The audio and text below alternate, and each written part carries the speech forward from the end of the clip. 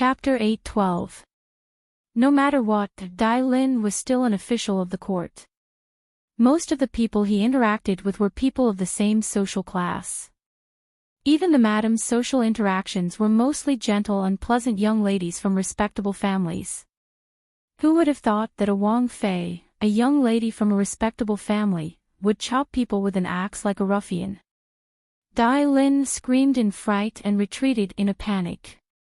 The axe fell right in front of his eyes and landed heavily on the ground, making a dang sound. You want to kill someone. Slandering my father, I'd rather pay with my life for it today. Qin Yining chopped down with the axe again. Quick, catch her. Catch her. Dai Lin ran. Qin Yining chased after him and hacked at him. The surrounding people were already scared stiff. They were all dumbfounded. After a while, the guards that Dai Lin brought reacted and reached out to stop them. How could the family Qin people let Qin Yining suffer? Second Old Master and Third Old Master rushed forward with their men. However, they all understood that this was the time to show weakness.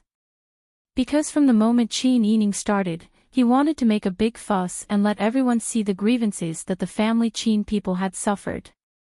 If Li Qitian didn't care about people saying behind his back that he treated his officials harshly, he could continue to do nothing. Stop. Stop. At the foot of the emperor, are you planning to search the residence with people? Let go of my niece. With second master and third master's signal, the people in front of the door didn't understand, but they didn't hit too hard. Ji Yun's hand was on the soft sword at her waist. If it wasn't for Qin Yining telling her not to attack in a low voice, she would have already jumped forward. At this time, she could only cry in panic with Bing Tang, Xian Yun, and the others, loudly yelling about the grievances and injustice that the family Qin people had suffered. On the family Qin side, they shouted but didn't kill them. Dai Lin's subordinates immediately used all of their skills and actually wanted to barge into the residence. As a result, Qin Yining was so angry that his eyes turned red. He turned around to look at Ji Yun and his brothers from the Qin Tian alliance. Just as he was about to instruct them, he suddenly heard a loud shout coming from the intersection. Stop! There was a chaotic battle going on here, so who was willing to listen? Qin Yining turned around and saw Ji Ziyu leaping off his horse. He held a horsewhip in his hand and quickly walked over with a group of attendants. Whenever he encountered one of Dai Lin's subordinates, he would ruthlessly whip him. Stop, I told you to stop. Along the way, he whipped 3 or 4 people. Every time he whipped, a painful cry could be heard. The tip of the whip left red marks on their shoulders and faces. Soon, these people were intimidated by Ji Ziyu and the others. They didn't dare to continue attacking. They raised their clubs and retreated behind Dai Lin. They stared at Ji Ziyu as if they were facing a great enemy. When Dai Lin saw that the person was Ji Ziyu, he also stopped moving. The muscles on his face twitched and his heart beat like a drum. Isn't this Marquis Dingbei? What wind blew you here? Ji Ziyu stood in front of Qin Yining. He turned around and glanced at the family Qin's group of old, weak, and disabled soldiers. Then, he saw that Dai Lin had brought along all of the strong men. He slowly patted his hand with the horsewhip and asked casually, "What are you doing?" The last was dragged out and raised in pitch. It made people who heard it tremble all over. Dai Lin was a weak scholar. Naturally, he hadn't seen the biting cold deterrence that could only be seen on the battlefield. He was so frightened by Ji Ziyu's soft words that his back was covered in sweat. He groaned inwardly and cupped his hands. Marquis Dingbei, this official is here on behalf of the imperial court. Qin Meng defected to the enemy and committed treason. He deserved to die. This group of family Qin people actually dared to set up a mourning hole. This is the biggest joke in the world. People with that kind of character don't deserve to set up a mourning hall. Qin Yining looked at Dai Lin with a sullen expression. The anger in his heart rose again. Second Old Master, Third Old Master, Qin Han, and the others behind her were so angry that their faces were flushed red. They gripped their different weapons tightly in their hands, ready to charge forward and fight at any time. Ji Ziyu expressionlessly sized up Dai Lin from top to bottom and then from bottom to top. I didn't expect Lord Dai to have such knowledge other than sleeping flowers and sleeping willows. You! Dai Lin came from the clear stream.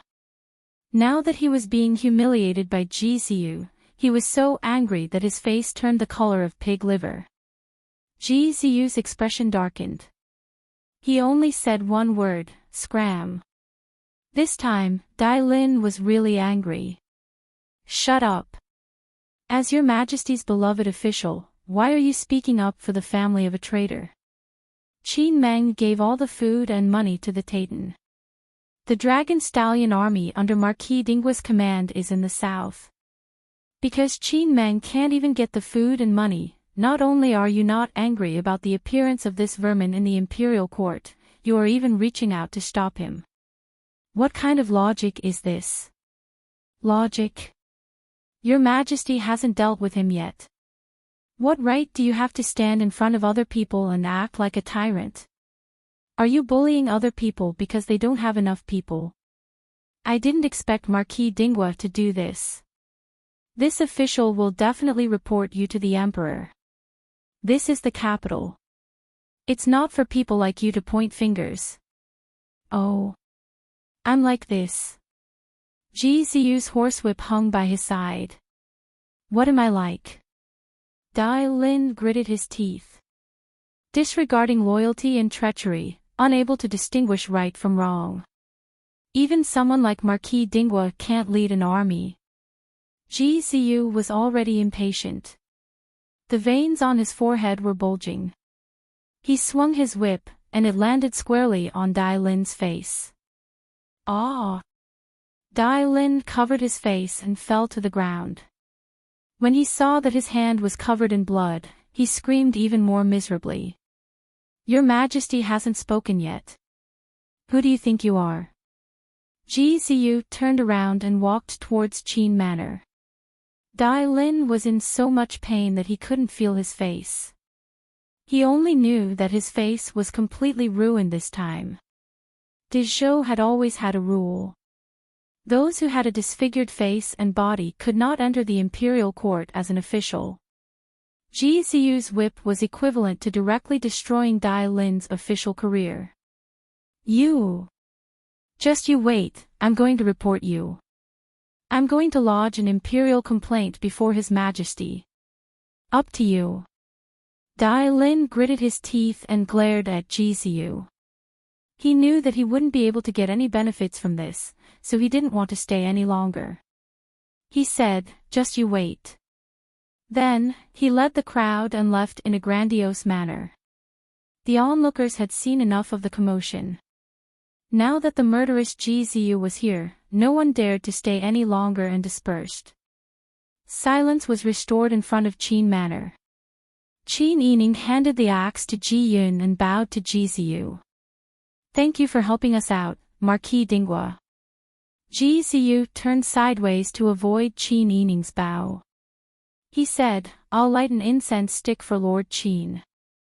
Qin Yining looked up in surprise and saw Ji Ziyu's side profile looking at the white lanterns hanging above the Qin Manor's door. Marquis Dingua, forgive me for being blunt. Many people don't dare to come to family Qin after hearing the news. Everyone knows what it means to seek benefits and avoid harm. Why should Marquis Dingua cause trouble for yourself? Ji Ziyu said, it doesn't matter. I'm not afraid of trouble. Ji Ziyu walked past Qin Yining and headed straight for Qin Manor. Qin Yining, second Old Master, third Old Master, and the others looked at each other before they followed Ji Ziyu into the Qin Manor. Chapter 8:13 The people in the inner residence also learned of the situation in front of the Fu. Second Furen didn't dare to tell old madam as she was afraid that the old madam would be agitated again. She could only arrange for her personal servant girl to come out and investigate the situation. Qin Yining walked behind Ji Ziyu. As soon as they entered the morning hall, the servant girl hurriedly curtsied and came forward to say, "Wang Fei, Second Furen sent this servant to inquire about the situation on the mountain." Qin Yining looked at Ji Ziyu's tall back and said in a low voice, "It's all thanks to Duke Ding who arrived in time and drove the bandits away. Go and report to Second Aunt that everything is fine now." The servant girl clearly sighed in relief and curtsied gratefully to Ji Ziyu even though he couldn't see. "Wang Fei, this servant will leave now." Go." Qin Yining watched the servant girl leave before turning around and walking behind Ji Ziyu. Ji Ziyu had already taken out incense and lit it. He respectfully offered the incense and knelt beside Chao Yuqing to pay his respects. Chao Yuqing was covered in dirt and was still kneeling dazedly in her original position. She only looked at Ji Ziyu out of the corner of her eye and nodded when she saw him pay his respects. Ji Ziyu didn't care about the sloppiness of the person in front of him. After nodding his head in greeting, he went to the side to add a few more pieces of paper. The paper money was licked by the orange flames and quickly turned to ashes. Ji Ziyu lowered his head and muttered to himself for a moment. He suddenly looked down at Qin Yining and asked, "Can we talk in private?" Qin Yining blinked in confusion and led Ji Ziyu to a side hole. Ji Yun served hot tea and stood guard outside the door with his head lowered. Ji Ziyu took a sip from the white porcelain teacup and gently put it down. He lowered his eyes and pondered for a moment. Finally, a trace of unconcealable disappointment appeared on his jade-like handsome face. "I didn't take good care of your father." Qin Yining looked at Ji Ziyu and shook his head. "This has nothing to do with you. Why do you have to take the blame?" Ji Ziyu furrowed his brows and said, "After all, my Dragon Legion Corps is stationed in the north. If I had been more careful and ordered my men to receive the reward army earlier, perhaps nothing would have happened to Lord Qin. Moreover, being in the imperial court and interacting with your majesty all day long, I already had some premonitions about some things, but I didn't do anything." This was almost a confession in front of Qin Yining. He also suspected Li Qitian. Qin Yining took a deep breath and squeezed out an ugly smile. "It's not your fault. What can I do when I'm at their mercy?" Perhaps it was because she had experienced too much in the past few days, but in the face of her family who relied on her, she had no one to talk to. At this moment, facing Ji Ziyu, Qin Yining couldn't help but pour out some of the things that had been bothering her. "My father's death was an accident. No one can be blamed. After all, no one is a god, and no one can predict the future. Duke Ding really doesn't need to blame yourself. If you want to blame yourself, then wouldn't Wang Yi and I, who were involved in this situation, blame ourselves even more? If my father had really sacrificed his life for the country, although I wouldn't be able to bear it and my heart would ache, I wouldn't hate anyone. But now, everyone is waiting for a statement, but it hasn't come yet. No one who was close to my father in the past dared to visit him. Instead, some of the peddlers who used to do business with my family Qin even had the heart to kowtow from afar. My father wasn't an evil person. On the contrary, he cared about the people and did everything conscientiously. His biggest mistake was that he shouldn't have found me. Otherwise, he wouldn't have ended up like this." Qin Yining lowered her head. The tears that had dried up over the past few days gushed out once again. Hot tears rolled down from her red and swollen eyes, piercing them and making them hurt. Ji Ziyu shook his head and sighed. "Things have already come to this, and there's no point in blaming yourself. However, please believe me. Lord Qin's death wasn't done by the Dragon Stallion army. I didn't know about this beforehand, and my subordinates definitely wouldn't do such a thing. Qin Yining wiped her tears with her sleeve, sniffed, and looked up at Jiziyu. His handsome face was still the same, and his eyes were sincere. After the incident in the underground palace, when Jiziyu insisted on saving Pang Xiao, Qin Yining no longer doubted him. Seeing him so serious, she naturally nodded. I believe you. Jiziyu heaved a sigh of relief. Although it's not convenient for me to come and burn incense for Lord Qin, I've already arranged for people to secretly investigate in the north. No matter what the truth is, you have to see it with your own eyes before you believe it. Qin Yining's heart skipped a beat. You mean, Jiziyu smiled. I didn't say anything. I just feel that if you don't see it with your own eyes and hear it with your own eyes, it's too rash to just listen to someone else's side of the story. Jishi isn't home, so don't worry. I'll take care of this in secret. Qin Yining was overjoyed. She stood up and bowed to Jiziyu. I'm really grateful for Duke Ding's timely help. Jiziyu shook his head and hurriedly stood up to avoid her bow. Don't be like this. It's just a small matter. It's not convenient for me to come over these past few days, and instead, someone took advantage of this opportunity. I feel really uneasy. No, you're right not to come. There are so many eyes on the family Qin now. You've helped the family Qin a great deal this time. In the future, who knows how many people will gossip behind your back. I'm just afraid that I'll implicate you. Jiziyu gradually regained his expressionless face. He shook his head indifferently and said, It doesn't matter. How will I be implicated? Rough people like us in the army have always acted like this. You don't have to worry. This carefree attitude was very similar to Pang Zhao's. Qin Yining felt disappointed, but she once again thanked Jiziyu politely. After all, they were a single man and a single woman. Jiziyu couldn't sit for too long. He said what he wanted to say and stood up to leave.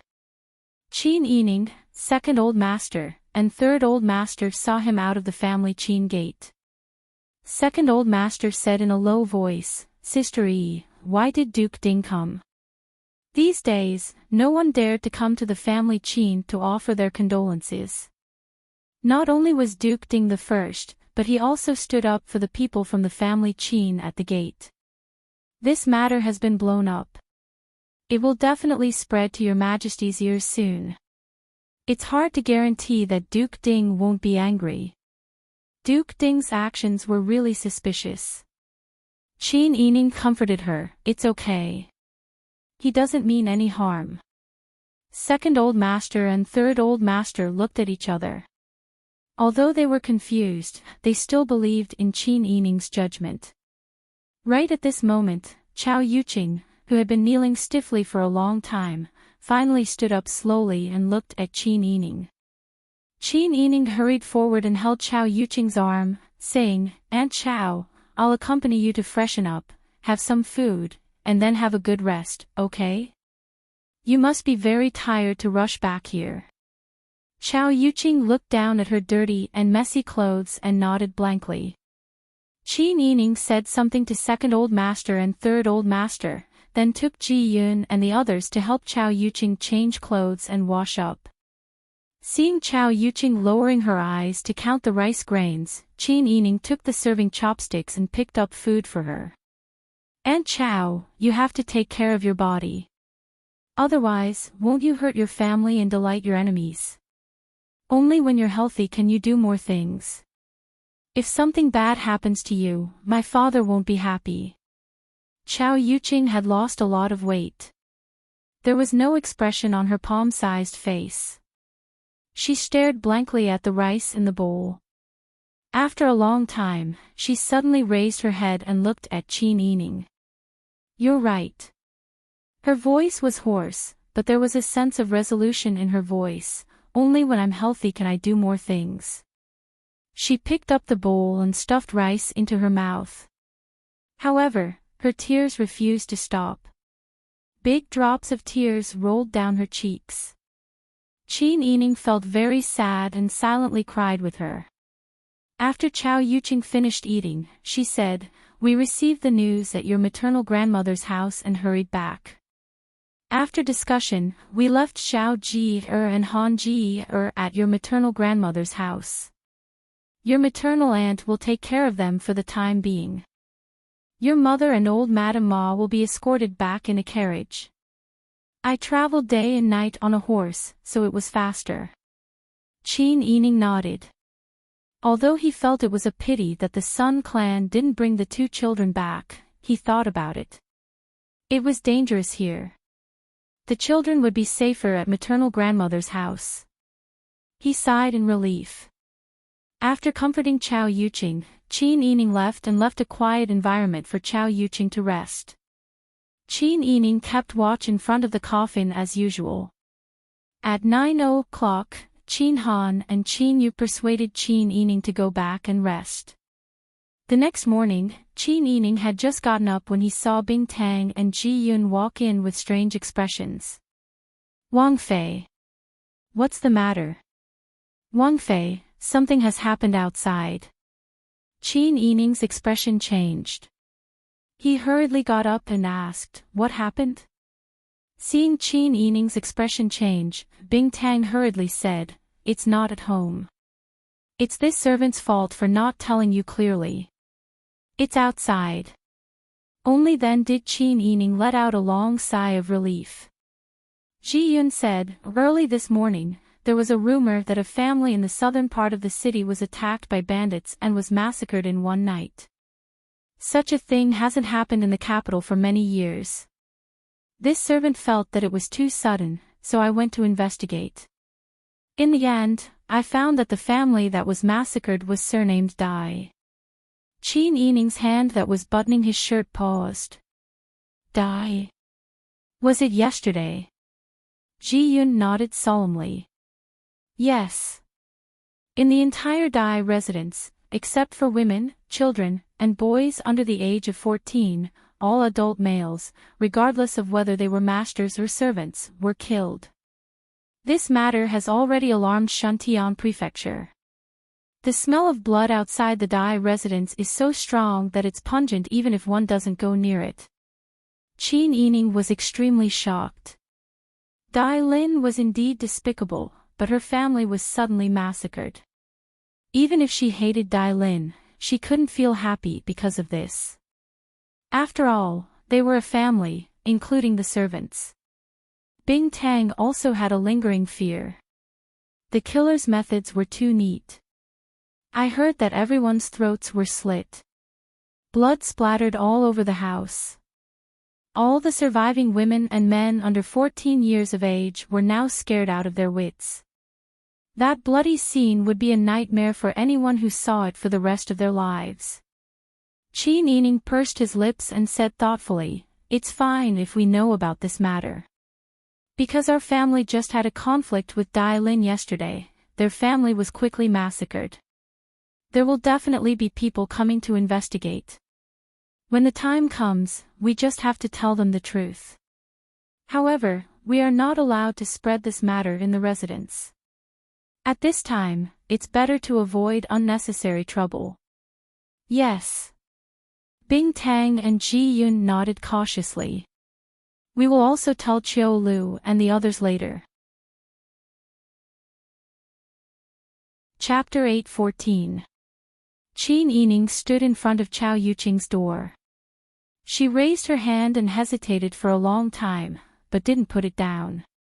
This matter was originally her guess and suspicion, so there was no reason for her to ask Chao Yuqing about it now.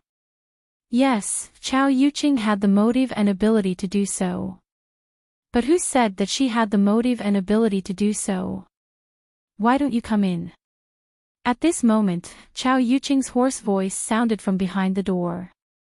With a creak, the grill door was pushed open. Chao Yuqing was wearing a plain white robe and a white silk flower in her hair. She stood in front of the door expressionlessly and looked at Qin Yining with a pair of charming eyes. "Aunt Chao." Qin Yining was slightly embarrassed, but Chao Yuqing was a smart person and couldn't be fooled. Qin Yining followed Chao Yuqing into the room and left the servant girls outside. Then she said in a low voice, "I heard that something happened to the Dai family." Chao Yuqing placed a cup of hot tea next to Qin Yining's hand and calmly sat down across from her. "I was the one who did that to the Dai family." Qin Yining looked at Chao Yuqing's slightly worried face and sighed. "Yes." Chao Yuqing was slightly surprised. "Didn't Qin Yining come here to question her? Why didn't you ask me? Why didn't you scold me for being cold-blooded and heartless?" Chao Yuqing stared straight at Qin Yining. Her red and swollen eyes were bloodshot again and tears welled up in her eyes. "That person deserves to die. That person who slandered Qin Meng behind his back deserves to die." Qin Yining's lips moved. "In the end, there are still innocent people." "Innocent?" Chao Yuqing laughed mockingly. Tears fell from the corners of her eyes. "I even spared the old and young in their family. But what about Qin Meng? Who would consider how innocent Qin Meng is? He's an honest person and hasn't done anything bad in his life. Who would pity him?" Chao Yuqing suddenly stood up and grabbed her hair painfully. "I've known Qin Meng for so many years, and I know that he is the most intelligent and magnanimous man in the world. He didn't want me to become a tool for procreation, and he didn't want me to hurt your mother in the inner residence and change myself after giving me hope. That was why he told me the truth from the start. To this day, I'm still in love with him. I can give up my life for him, but I'm willing to do so. Qin Meng has never lied to me. He has never thought of using his tenderness to tie me down." Chao Yuqing looked at Qin Yining with her red and swollen eyes. "Your father was a good man. He had a clear conscience. Wasn't he innocent when he was killed?" Qin Yining's tears streamed down his face. The hatred in her heart had never been any less than Chao Yuqing's. "Aunt Chao, if I had your skills, I might have taken advantage of the night to kill Dai Lin. I understand how you feel." However, she was not as ruthless as Chao Yuqing. Chao Yuqing had seen a lot of bloodshed. She was like a sharp knife. If she was in the hands of a decent person, she would be able to do decent things, just like Qin Huayuan. But now Qin Huayuan was gone, and the person who held the knife was gone. This sharp knife was full of resentment. Qin Yining would not be surprised if she did anything bloody. Qin Yining wanted to persuade Chao Yuqing, but she knew that no one could persuade Chao Yuqing in her current state. "Aunt Chao, you should calm down for the next few days. You don't look well. You need to take care of yourself. As for my father's matter, let's talk about it after the funeral." Chao Yuqing looked at Qin Yining. After making sure that she was not comforting her temporarily, she slowly nodded. "Okay." Qin Yining and Chao Yuqing ate some rice porridge together. Then, they went to the morning hall in the front yard. They did not see second master and third master. After asking the servant girls, they found out that people from Shantian Manor had come and were questioning them in the front hall. They said that something happened to the Dai family last night, so people from Shantian Manor came to our house to ask about it. After all, the incident in front of Qin Manor yesterday was very big. If Ji Ziyu had not arrived in time, no one knew what would have happened. Qin Yining had used her axe on the spot. "Wang Fei, will Shantian Manor suspect our family?" Bing Tang was a bit worried. "It's fine. Even if they ask me, I will speak frankly." Qin Yining sneered, "Dai Lin has offended many people. If someone comes to ask, I will ask them back. Whose family is in the middle of a funeral? If a slut like Dai Lin came to cause trouble and slandered the deceased with filthy words, whose family wouldn't be angry? Being suspected doesn't mean I did it." Bing Tang and the others nodded and did not continue this topic. They did not know what second master and third master said, but the people from Shantian Manor did not come to ask the womenfolk in the manor. However, in the afternoon, Qin Yining received another piece of news that shocked the entire court. Your Majesty has taken away Duke Ding's tiger tally. Now, Duke Ding only has the title of nobility and does not care about court matters. Qin Yining looked at Ji Yun in shock. Is what you said true? Of course it's true. The news has already spread. After speaking, Ji Yun bowed and retreated. She left the side hall to the masters and brought people to carefully guard the door. Qin Yining looked at second master and third master beside him. Things actually turned out like this. Third master fiercely slammed the table. It's ridiculous. A meritorious official like Duke Ding was stripped of his power just because he came to offer incense to eldest brother. Isn't this telling everyone that they are not allowed to interact with our family Qin? Second old master said in a low voice, isn't this even more proof of who sent Dai Lin? Perhaps if nothing happened to Dai Lin's family, Duke Ding would not be here. They could not help but fall silent. Chao Yuqing's eyes narrowed. So, it's very likely that Dai Lin was sent by that person. Qin Meng went, but he didn't even say a word. Even if Qin Meng lost his life, it was not determined whether he died in the line of duty or if he did not do his job well. Such a vague attitude made everyone afraid to step forward. It was not easy for someone with courage to come, but he also vented his anger on them. Chao Yuqing's voice became lower and lower, and the last word seemed to be squeezed out from between her teeth. If he didn't send people to the north to reward the army, he wouldn't have died like this. Looking at his behavior now, it's very likely that Qin Meng was. Aunt Chao. Qin Yining stopped Chao Yuqing's words. She looked around, indicating that Chao Yuqing had ears on the walls. Chao Yuqing took a few deep breaths to suppress the injustice in her heart. She said apologetically, I'm sorry. Qin Yining shook her head. It seemed that Li Qitian already had victory in his hands. What was the situation in the south? Although she could get news from the south, the mountains were high and the road was long. It would take a long time for the news to reach her. Perhaps Li Qitian had a faster and more direct way to get news from various places. So, he was certain that Pang Xiao would not make a move, so he could rest assured and boldly seize Ji Ziyu's military power. Otherwise, if he needed someone at the last minute, would he be so thick-skinned as to give orders? Ji Ziyu was not the kind of person who could be dismissed at will. Even if he obeyed the order and was loyal to Li Qitian, with Li Qitian's suspicious nature, wouldn't he be suspicious? If that's the case, our family's matter will implicate Duke Ding. Second master sighed. I've already begged my superiors to resign. My colleagues all know that I'm going to send Ling Huixiang, but no one said anything. Third master said, now that we have Duke Ding as an example, who dares to say a word? Whoever treats our family well will suffer together. Chao Yuqing's hands were tightly clenched, and her eyes were cold. Qin Yining saw that her expression was not right, so he grabbed her hand. Chao Yuqing's hand was very cold, and her fingertips were trembling for some reason. Qin Yining tightened his grip and looked at Chao Yuqing warningly. Chao Yuqing was immersed in hatred and finally pulled out of her emotions. She remembered what Qin Yining had said just now.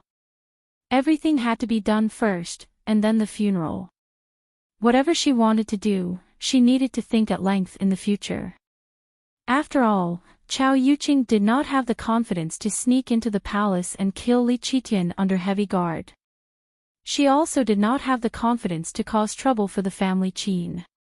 Wang Fei. Second master, third master. Suddenly, a maidservant's slightly anxious voice came from the courtyard. Madam is back. She rushed to the morning hall. Eldest master asked this servant to tell you that first madam's situation seems very bad. Qin Yining's heart skipped a beat. He patted Chao Yuqing's hand comfortingly and hurried to the morning hall. At this time, in Xi'an and Palace, Li Helan was holding the Empress Dowager's hand and crying, "Imperial Mother, Prince Consort was just kind-hearted."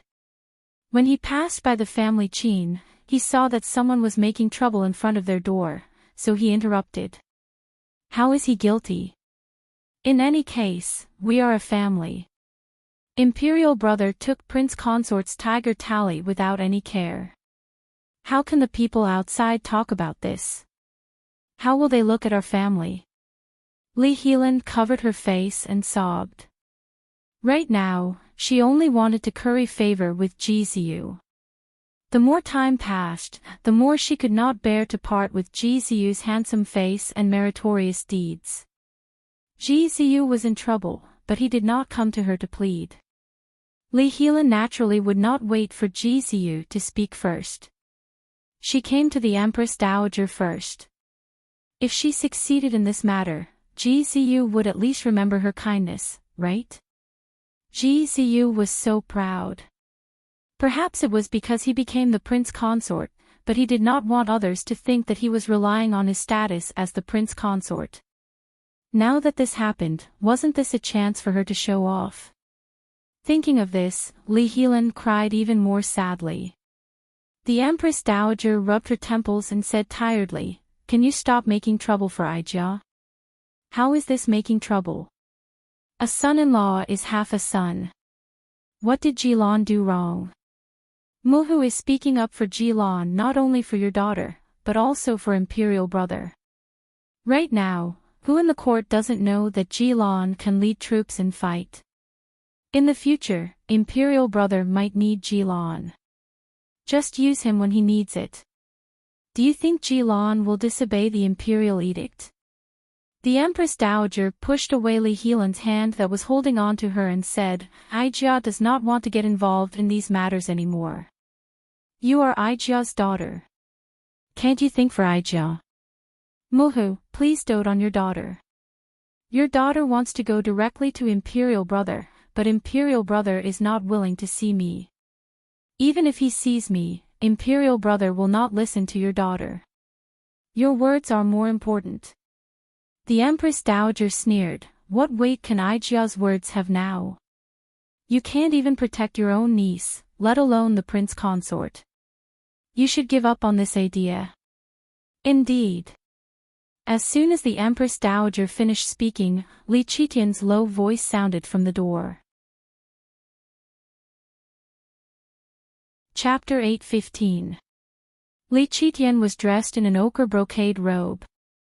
His hair was tied up high and secured with a net. He strode in with his hands clasped behind his back. "Greetings, Imperial Brother." Li Helan bowed in a somewhat flustered manner. Li Qitian didn't even look at her. He cupped his hands towards the Empress Dowager and said, "Imperial Mother." The Empress Dowager didn't care about Li Qitian's careless greeting. In fact, ever since the poisonous swallow's nest incident, Li Qitian had become more and more distant from her. He didn't even seem to be willing to give her the honor that the Empress Dowager should have.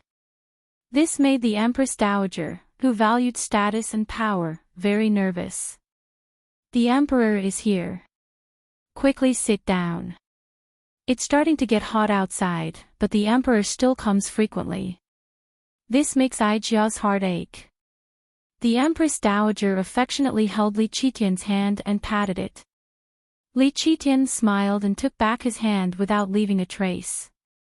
He took the hot tea that the head palace maid brought over and casually said, "What, Lan He feels sorry for the Emperor's son-in-law."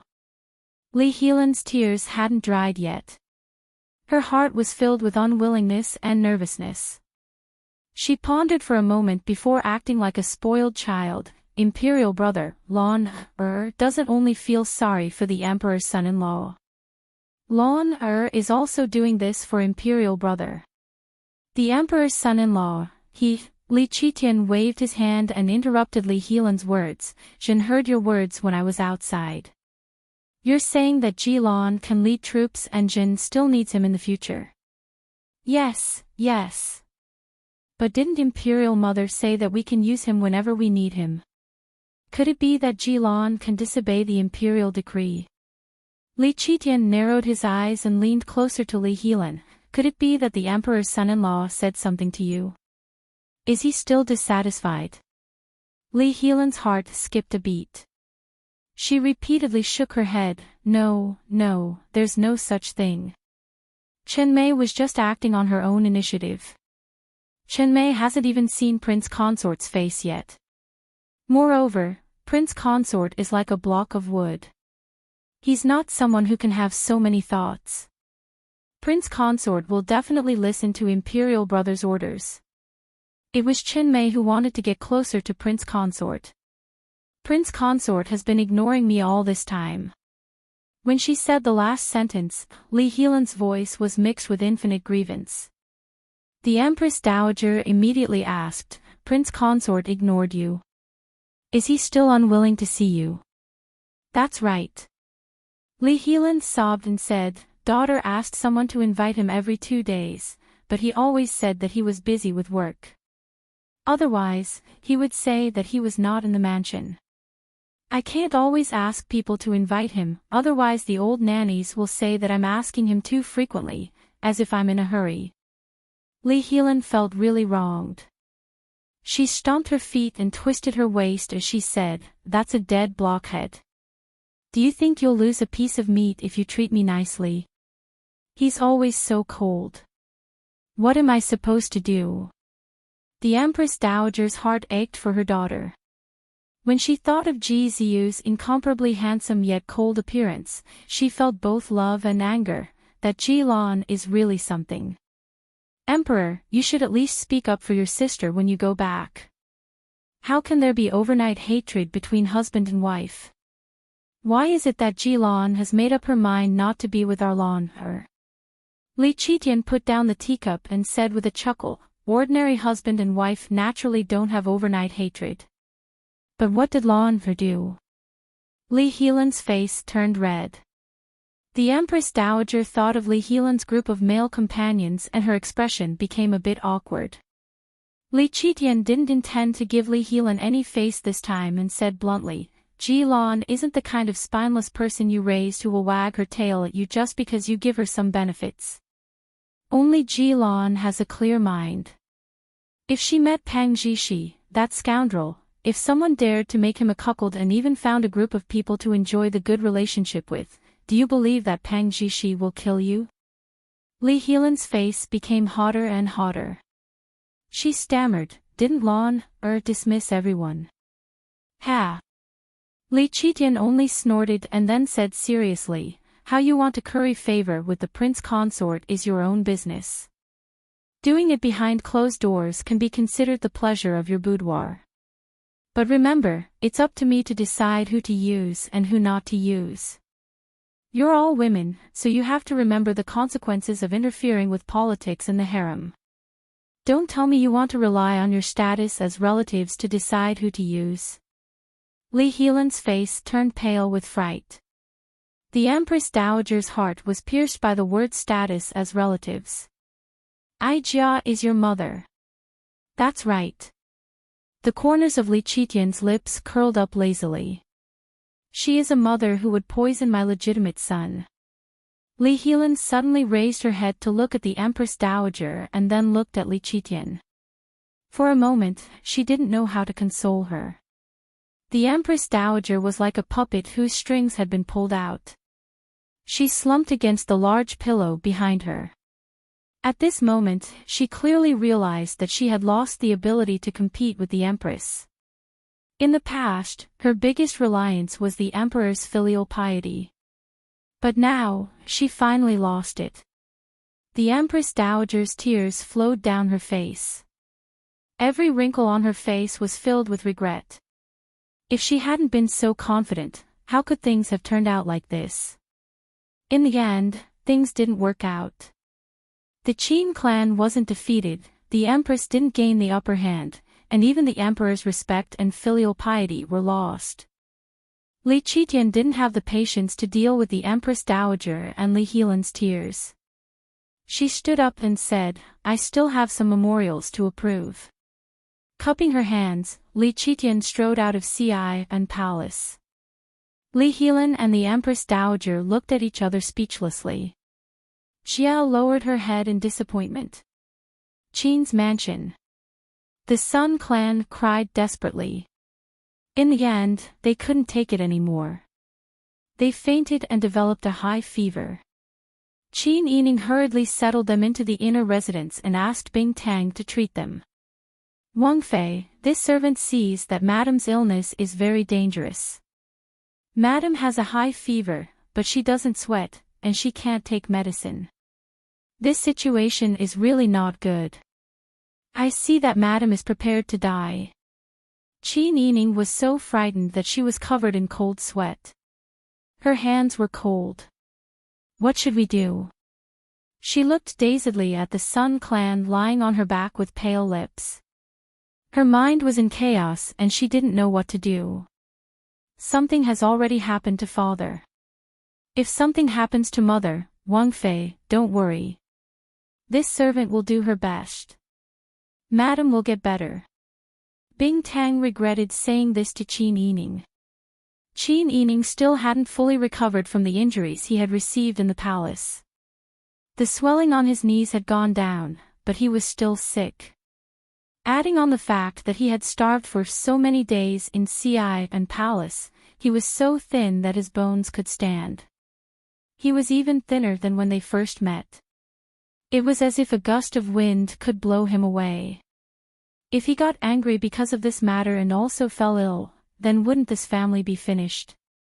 Bing Tang gritted her teeth and said seriously, Wang Fei, don't be afraid.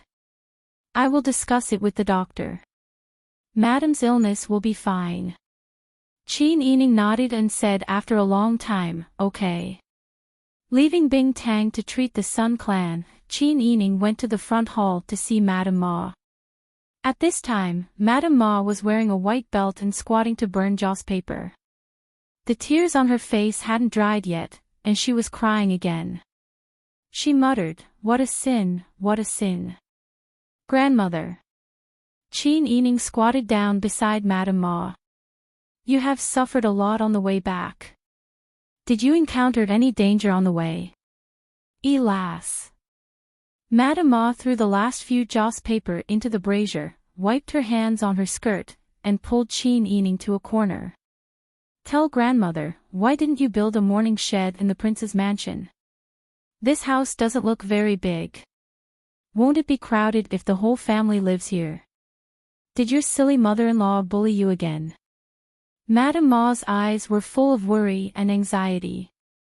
She had already guessed it when she was led here by the two servants as soon as she entered the city, but they didn't go back to the prince's mansion. Her family knew her own affairs.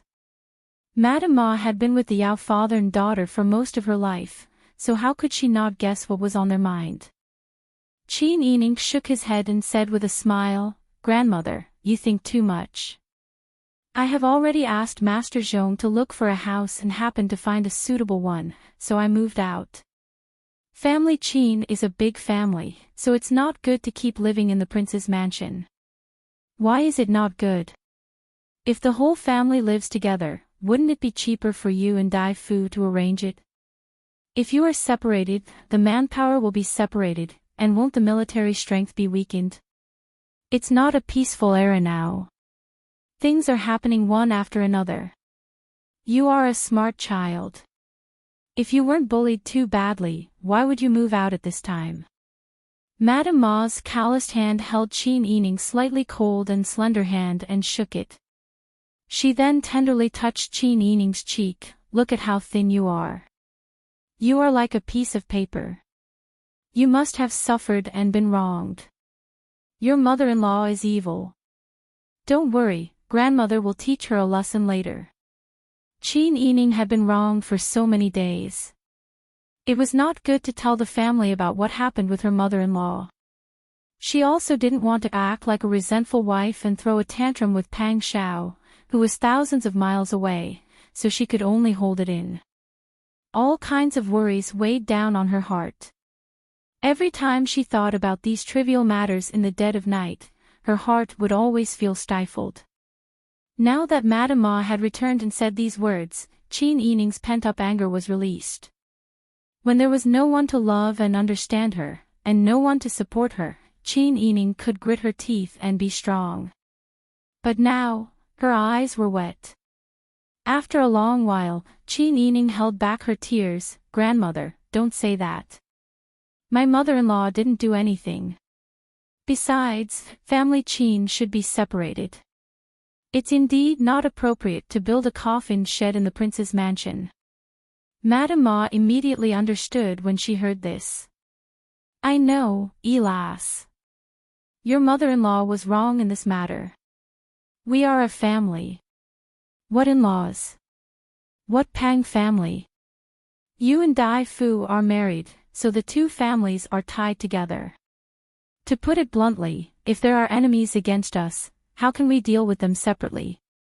Qin Yining wanted to persuade her again, but Madame Ma waved her hand, indicating that she didn't need to say anything more.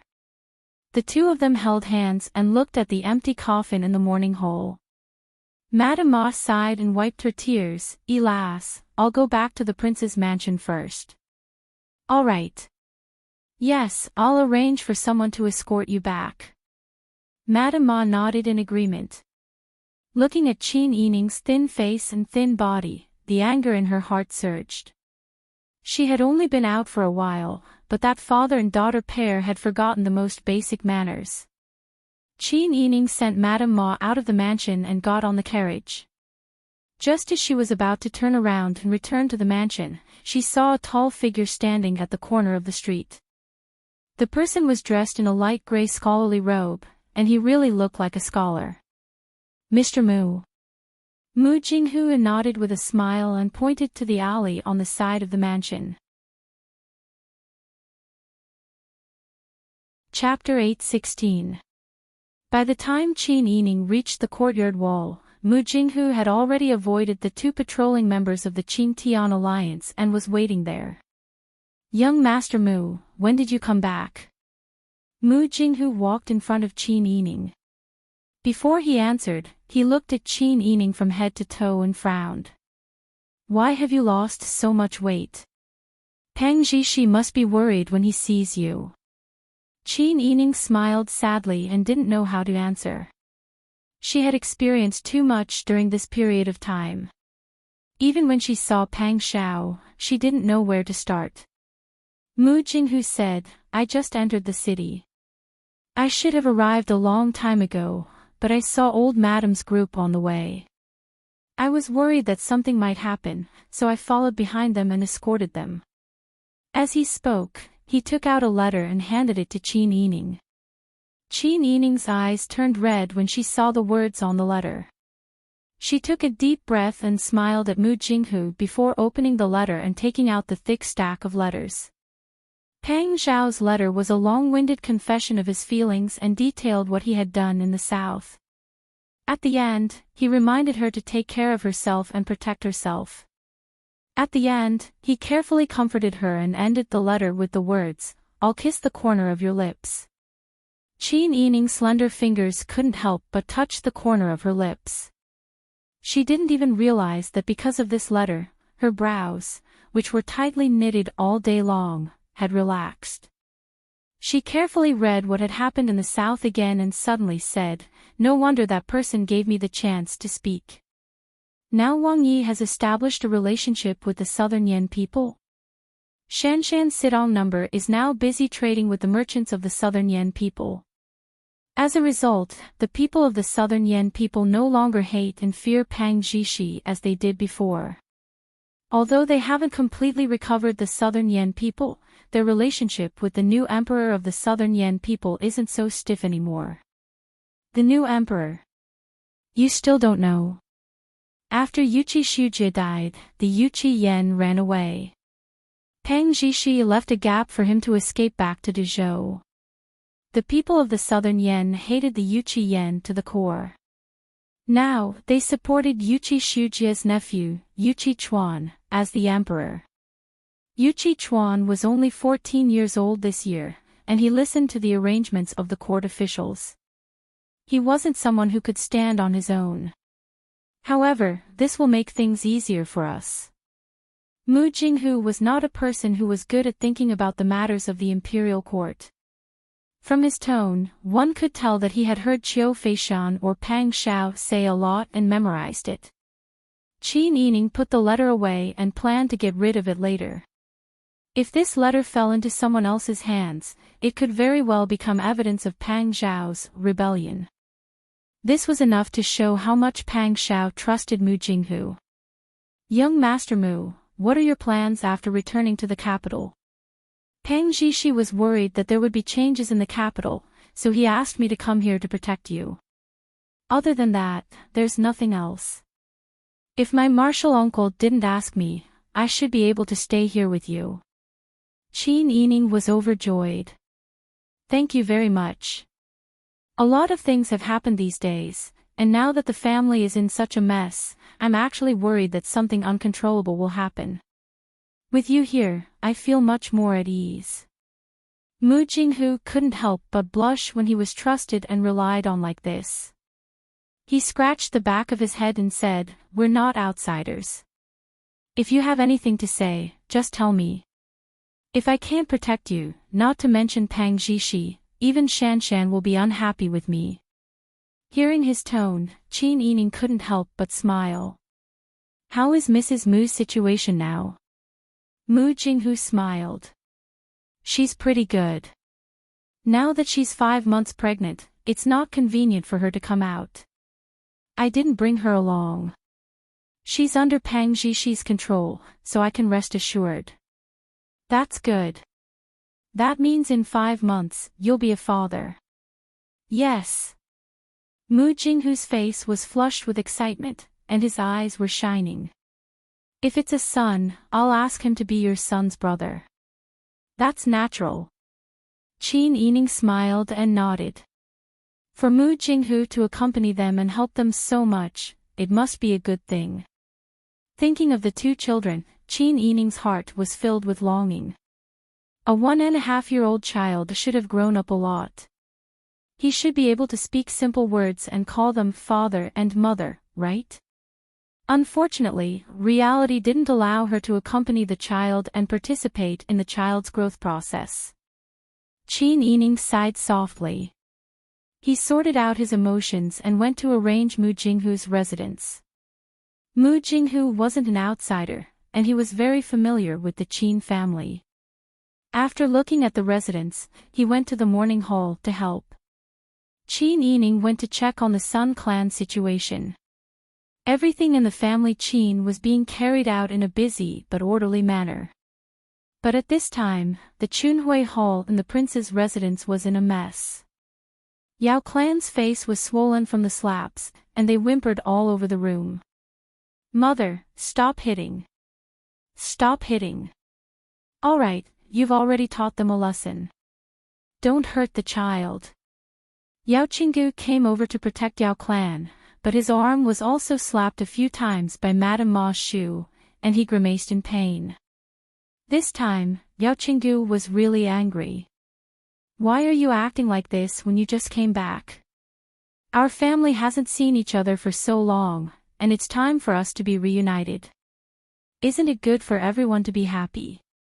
It wasn't easy for the residents to be so chaotic, but you have to find trouble for no reason. What's wrong? Are you trying to intimidate me?"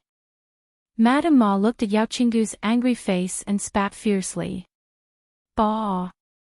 Why are you pretending to be a big shot in front of me? If you want to be a big shot, you have to see if what you're doing is something a human should do. Our Dai Fu and family Qin are married, so we're a family. In any case, we have to support each other. To put it bluntly, we're all bound together for good or ill. What about you? What did you do? You drove them away when they were at their most difficult time. Who drove them away? We didn't drive them away at all. It was the Qin clan who was looking for trouble. She felt that it was inauspicious to set up a mourning shed in our residence, so she told their family to move out. How could Yuping and I stop her? Bullshit. Madame Ma spat fiercely again. I know what kind of person Yuping is. You, Yao Qinggu, don't even think about hiding the few tricks you have in your stomach from me. If the two of you hadn't discussed and asked Yuping to speak to Lassie wouldn't have taken her family away so eagerly. She even left the guards left behind by the Dai Fu behind. Are the two of you inconsiderate? What time is it now? The Dai Fu is working outside, and that black-eyed man is watching our family closely. Who knows when he'll take us as hostages? In the past, when the Dai Fu went out to fight, we were invited to the palace many times. Now that the Dai Fu has a family, the Dai Fu has such a big family chain. If any one of them were to get into trouble, it could become a hindrance to the Dai Fu.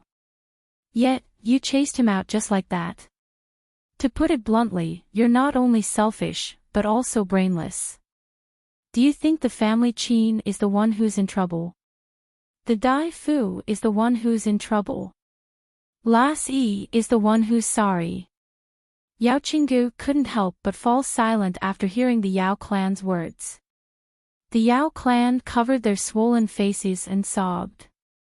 You've said so many reasons, but it's all because that bitch of the Qin clan is talking behind our backs again. I knew that she was a wastrel. You. Madame Ma was so angry that she rolled her arms and slapped him with the sole of her shoe again. Seeing that the Yao clan was hitting him too hard, Yao Qinggu stretched out his arm to stop them. However, Madame Ma was a martial artist after all. With a casual wave of her hand, Yao Qinggu was pushed to the side, and the Yao clan's face and ears were slapped hard. This time, the Yao clan's ears buzzed and her vision turned black. After swaying for a while, she finally fell to the ground and didn't get up for a long time. Yao Qinggu hurriedly came over to help his daughter. He glared at Madame Ma with dissatisfaction. He wanted to scold her, but he was afraid that Madame Ma would get angry and disregard her family. In the end, he could only nag, "Look at you. Why do you always hit her face or head? What if she becomes stupid after being hit?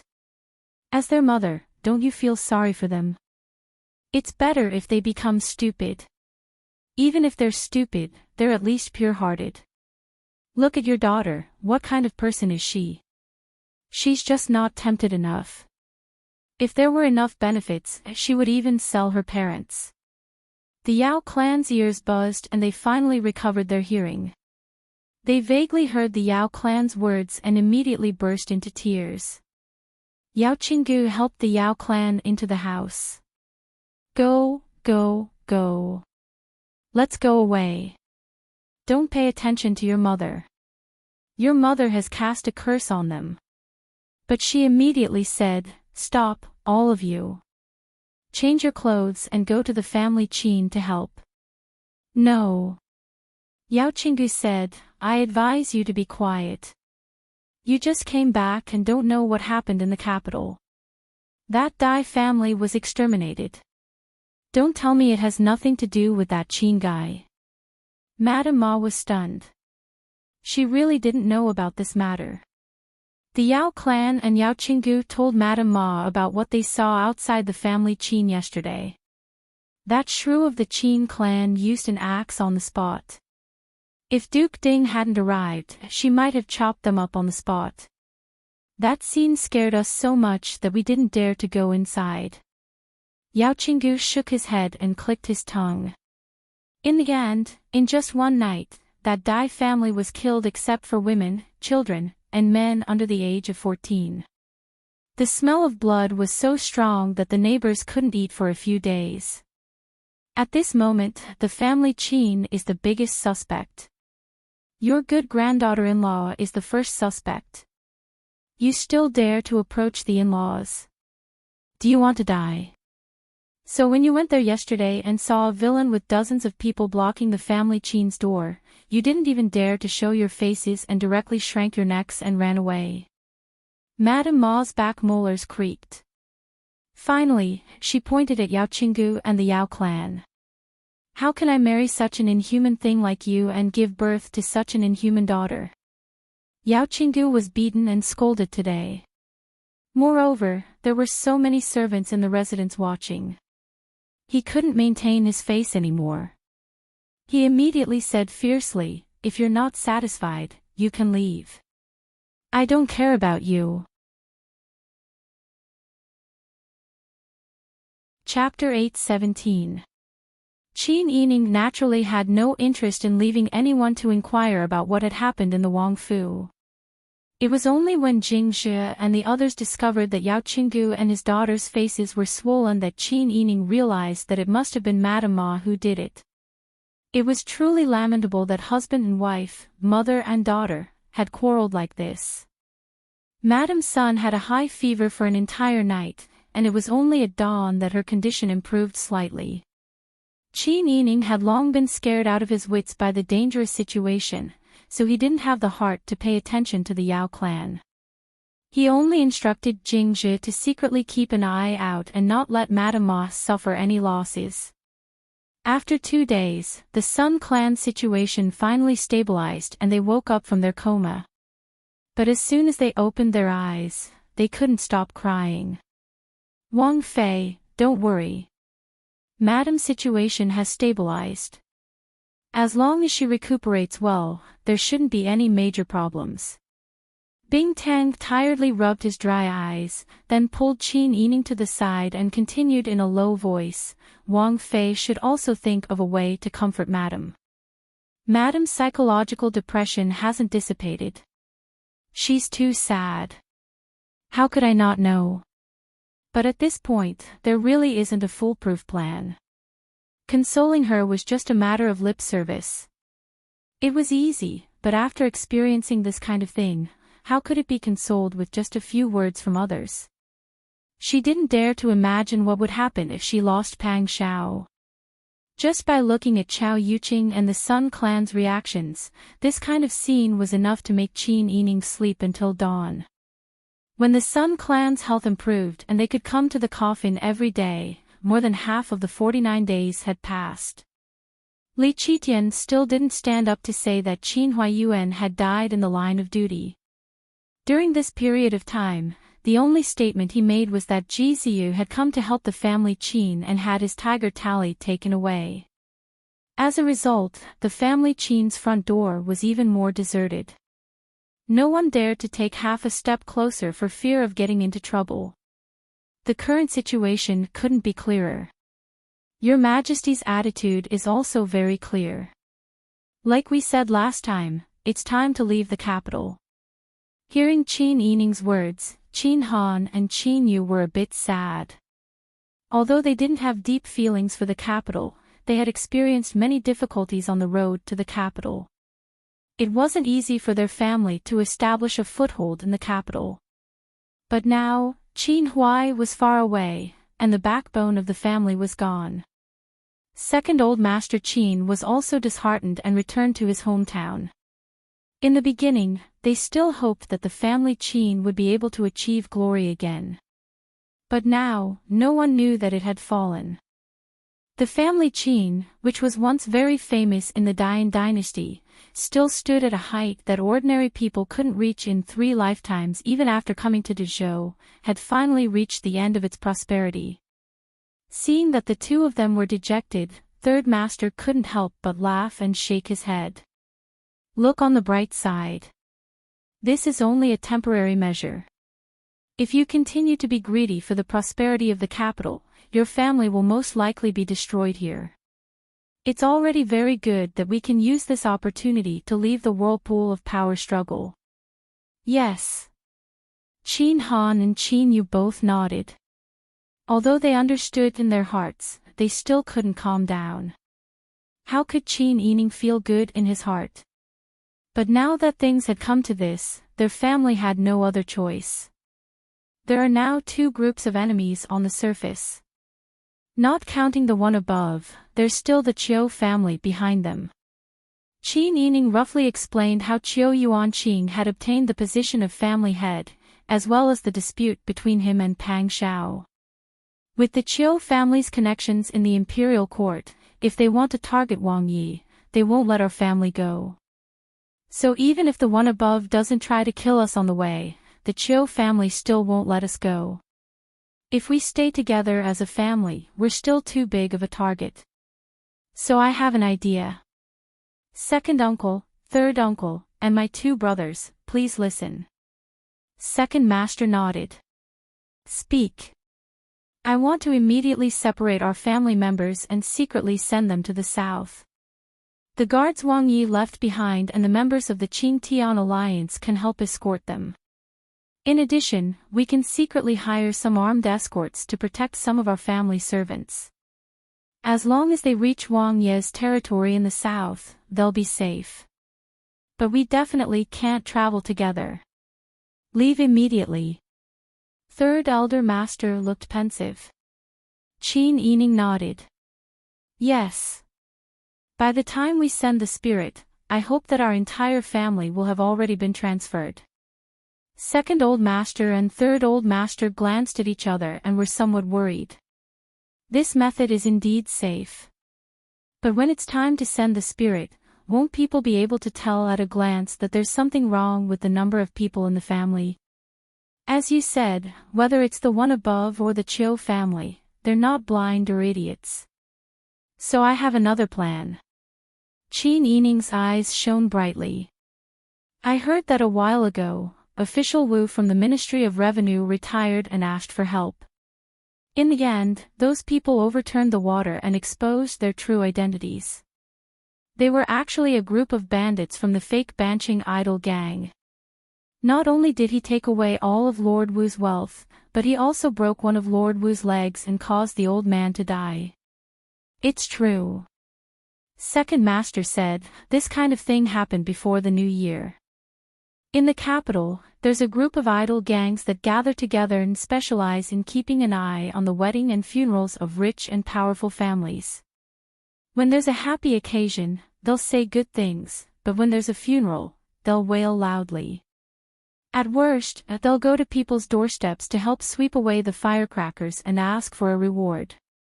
If they don't pay, they'll curse them. Even worse, like what Official Wu encountered, they'll go to the front of an official who's retiring, only to be robbed in the end. After several investigations, they all said that those people were bandits from the vicinity of the capital in disguise. I reckon that Official Wu encountered this group of bandits. Yes, I've also heard of such a thing. Third master also said, Shuntian Prefecture is searching for this group of bandits everywhere. However, these people are too cunning. It's fine if they're only after money, but they've also harmed people's lives and even violated women's families. Sister E, why are you asking about this? Qin Yining smiled. I want to ask someone to help send the spirit. Qin Han understood. Fourth sister, you want to use that group of bandits to replace the people our family sent away. Qin Yining nodded. That's right. In any case, those spies monitoring our family don't know everyone in our family. The bodyguards that Wang Yi left behind and my subordinates from the Qingtian alliance aren't to be trifled with either. Those people can't enter the residence to check who's left and who's not. At most, they can roughly see whether or not there are fewer people. Our family is holding such a big event, so it's normal for people to come and go. It's not like all of our family members have left at once. They've been sent away one after another, and I've also asked for people to come and help. From the outside, the number of people we've left behind won't change. Third master was somewhat hesitant. Even so, will this work? There's no better way right now. I think we should just say that our family members are few.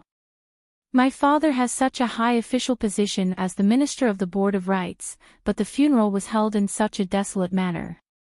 Since that group of bandits make a living out of this, they'll definitely notice our family.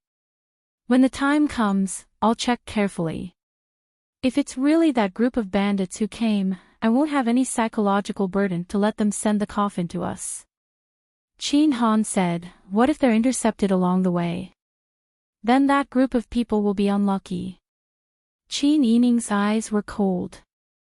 If they can help us get away with it, and also get rid of a problem for the government, they'll die a worthy death. Hearing this, second master and third master both nodded. But from now on, our family members will leave one by one. When the time comes, who will leave and who will stay? Qin Yining smiled. Young Master Mu and I will stay. Everyone else, regardless of whether they're master or servant, will leave. That won't do. Second master said in a low voice. It's so dangerous. How can I let you stay here alone? You're big brother's only daughter. I can't let you be in any danger.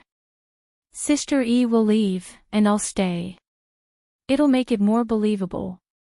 Otherwise, as a young daughter-in-law, how will you protect yourself if you're surrounded by bandits? Qin Yining said, I understand second uncle's good intentions. But I'll be the most credible one if I stay, because your majesty and the Chiu family have their eyes on me. If I don't show up when sending the coffin, the effect will be different from if you don't show up. As for safety, I'm confident. Young Master Mu's martial arts are excellent. He can escape unscathed with one person in front of two armies, let alone some bandits. There are only two outcomes. First, we'll be intercepted along the way.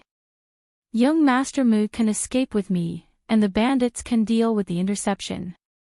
Second, we'll be robbed by bandits before they come to intercept us. Young Master Mu can also escape unscathed with me and let them miss us. By then, our family members will have arrived at a safe place. What's there to be afraid of? This is indeed a good idea, Qin Han and Qin Yut said in unison. Third master hesitated. But it's too dangerous for Sister E to stay here alone. Seeing that second master was also hesitant, Qin Yining persuaded, second uncle and third uncle, listen to me. Because of Wang Yi, many people are watching me. It won't be easy for me to leave. But if I stay here, I can attract people's attention. You can take the opportunity to leave secretly. As long as you leave the capital, it'll be easy for young Master Mu to escape with me. The hall was silent. Second master, third master, Qin Han, and Qin Yu were all thinking in silence. After a long time, second master sighed. I have to say that Sister Yi's idea is the most appropriate one. But it's too worrying. Qin Yining was secretly relieved. As long as they were willing to listen to her, everything would be fine. Otherwise, she really couldn't guarantee that the whole family could escape unscathed. No matter who died, she wouldn't have the face to see her father. Second uncle, don't worry. I know what to do. Since second uncle and third uncle think it's feasible, let's discuss it. We'll divide the family members into several groups. Whoever leaves first will be escorted. All right. The few of them gathered together and divided the remaining members of the family Qin into several groups. After the discussion, third master spread the news to the public that the family Qin's funeral was too quiet, and they needed to fill in the gaps. At the same time, Qin Yining took Mu Jinghu and Ji Yun to the prince's mansion. Chapter 8:18. Plotting in the dark, too. In the afternoon, the sun was scorching hot. The servants of the Wang Fu gathered in groups of 2 or 3 to sit in the shade, leisurely eating tea and chatting. The sound of rolling wheels and horse hooves could be heard on the quiet street. They turned to look and saw that it was an ordinary blue carriage. They didn't pay it much attention. Not long after, the carriage stopped in front of the gate of the prince's mansion. The handsome scholar sitting on the shaft of the carriage jumped down. Then, the dark blue curtain of the carriage was lifted and a maid wearing a plain white vest and dark blue jacket came down. Wasn't this Wang Fei's head servant girl, Ji Yun?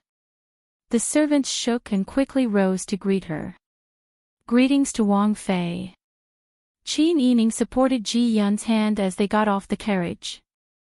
He brushed a strand of messy hair behind his ear. No need for formalities. Quickly reply inside. Wang Fei has returned. The servant told the servant boy at the door in a low voice. The servant boy was new and hadn't seen what Wang Fei looked like. He craned his neck to look at the door. Then he responded with a yes and ran inside. The servants respectfully opened the side door and invited Qin Yining in. The chief steward of the Wang Fu who received the news quickly came out with his servant boy. He respectfully bowed. Greetings to Wang Fei. Rise. Qin Yining walked towards the second gate as he asked, how has the Fu been these days? Wang Fei, everything is fine. There are no abnormalities. That's good. It's been hard on you when I wasn't home. It's not hard, it's not hard. This is this humble servant's duty. The chief steward smiled and cupped his hands. Qin Yining nodded and didn't ask more about the inner residence. Will Wang Fei return to her room to rest or go to Chunhui Hall? Let's go to Chunhui Hall first. Yes. After the chief steward asked, he ordered someone to pass on the message. It was because the old Furen's face was too swollen. In order to not be embarrassed when the mistresses met, they had to pass on the message. Qin Yining knew about the Yao clan and naturally understood. He didn't ask more and purposely slowed down his steps. In Chunhui Hall, Mrs. Ma was applying ointment on the Yao clan's faces with a dark expression. Sister Yi gave this to me last time. She said that it's a special ointment from the palace. It has a miraculous effect on relieving pain and swelling. Madame Ma rubbed the light green ointment on the swollen cheeks of the Yao clan. Although she was angry that the Yao clan was not upright, she was still her biological daughter after all. She felt sorry for her after hitting her. Yao clan felt a burning sensation on her wound. It was so painful that she couldn't help but suck in a breath of cold air. Oh my God, be gentle, be gentle. However, Mrs. Ma deliberately increased her strength and said, you deserve it. I think you don't care about your relationship with Dai Fu anymore. When Dai Fu isn't at home, you're doing your best to humiliate his wife. Just do it. Sooner or later, Dai Fu will distance himself from you, and then you'll feel better. Yao clan was anxious when she heard that. What's wrong with me? What do I do that's not for him? Most people in the world avoid trouble when they see it. Why can't I do it? Do I have to hide under my arm when I know that family is troublesome? Dai Fu blames me. I think he has forgotten his mother after marrying a wife. He doesn't care about my feelings at all. Mrs. Ma was very angry at Yao clan's words. She wanted to reason with Yao clan, but Mrs. Ma couldn't open her mouth when she saw the way Yao clan straightened her neck and glared at her. After a long while, Mrs. Ma said, I shouldn't have let you go out to work for a rich family. Look at what you've learned. Madame Ma was so angry that she closed the medicine box. Knowing that it was impossible to reason with her, she simply ordered, you go to the Qin family with me later. It was our in-laws who had an accident. Their in-laws treated Da Fu well when they were still alive. Da Fu couldn't help when he was away. As his mother, don't you even want to pay respects to him? But father said, don't listen to your father's nonsense. Yao Qinggu had just taken a puff of tobacco. Hearing that, he couldn't even breathe properly. He choked and coughed violently, glaring at Mrs. Ma. Mrs. Ma ignored him. Just as she was about to speak again, the maid outside came in. Old madam, old master, and old madam, the princess is back. Why did she come back? Yao clan's voice was sharp. Mrs. Ma glared. This is the prince's mansion, and is the princess. Why did she come back? This is her home. Does she want to come back sooner or later? Yao clan pointed at his face. But how can I meet people with my face like this? As he spoke, He walked around like ants on a hot pan, looking for a place to hide. Mrs. Ma looked at Yao Clan's appearance and was angry. Why are you hiding? Don't you feel ashamed for doing such a thing? Now you care about your identity as a mother-in-law. Yao Clan gritted their teeth in anger, but they didn't dare to provoke Mrs. Ma, lest they were beaten again. Mrs. Ma didn't bother to care about Yao Clan's trouble and went out with the maid to welcome them. Yao Clan didn't want to be seen as a joke. Seeing that Mrs. Ma went out to welcome them, they hurriedly hid behind the screen in the inner room. Only Yao Qinggu sat in the same place, leaning against the Kong table and smoking. Qin Yining walked into the courtyard and saw Mrs. Ma, who was full of smiles. Grandma. Hey. It's good that you're back. It's good that you're back. How is your mother? Grandma, thank you for your concern. My mother is getting better. The doctor said that she'll be fine as long as she recuperates. Qin Yining curtsied as he spoke. Mrs. Ma stood up with Qin Yining's arm and sighed in relief. It's good that she's fine. This incident happened too suddenly. When your mother heard the news in the south, she was already worried. Bodyguard Chow was able to ride his horse to the capital day and night, but your mother could only ride a carriage. She was too sad and tired on the way back. I think she fell ill from exhaustion. Qin Yining sighed. I understand my mother's pain. Grandma, you must be tired from the journey this time. It's nothing. Don't worry. I'm very healthy. Mrs. Ma held Qin Yining's hand and entered the room.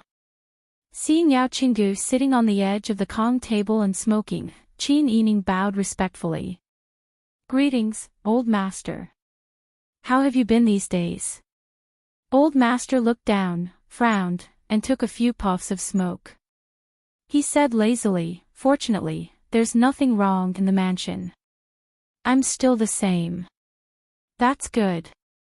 Qin Yining smiled. He looked around and didn't see the Yao clan. He guessed and smiled. Where's my mother-in-law? Oh, she's not feeling well. She's sleeping. Mrs. Ma was about to tell the truth, but Yao Qinggu interrupted her. After all, they had been husband and wife for decades. Mrs. Ma gritted her teeth. She couldn't hit Yao Qinggu like she hit a child. She could only roll her eyes at Yao Qinggu when Qin Yining didn't see her. She turned to Qin Yining and said, Don't worry. Your mother-in-law is fine. Qin Yining felt that there seemed to be a very vicious gaze staring at her. It was just like when she was stared at by a poisonous snake when she lived in the mountains. Chapter 8:19. Yao Qinggu and Madame Ma's expressions both became solemn. If Qin Yining hadn't brought it up, they wouldn't have thought of this at all. They had long been used to Pang Shao going out to war over the years while they stayed in the capital. It wasn't the first time they were even invited to the palace for a short stay. Madame Ma said with some hesitation, Elas, is the matter really that serious? Dai Fu is still stationed in the south. Don't tell me they won't be afraid. It was self-evident who Madame Ma was referring to. Yao Qinggu stopped smoking at this moment. He frowned and said hesitantly, It's not the same thing. There's still a whole family here. Can we just throw them away like that? He tapped the cigarette holder on the bottom of his shoe a few times. The unburnt tobacco fell to the ground along with the ashes. The sparks flickered and were completely extinguished by Yao Qinggu's shoe. As if taking advantage of this action to think for a while, Yao Qinggu said earnestly, You young people can't keep your composure after all. The situation you said is true, but the matter shouldn't have really escalated to such an extent. Dai Fu is not a random subject. He is your Majesty's sworn brother.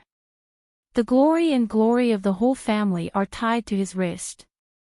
Not to mention that, how can the stability of Dezhou be unrelated to Dai Fu? Don't worry, that person won't really do anything to us. He's just a little afraid. Don't tell me he doesn't care about his reputation anymore. Qin Yining lowered his eyes and listened patiently to Yao Qinggu's analysis.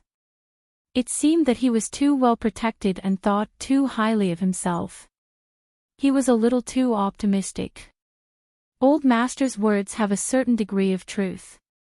Qin Yining smiled and briefly explained the recent situation before continuing. The situation now is different from before. Wang Ye's power in the south is growing. The southern Yan has a new emperor, and the new emperor has a relatively close relationship with Wang Yi. This is enough to make people afraid.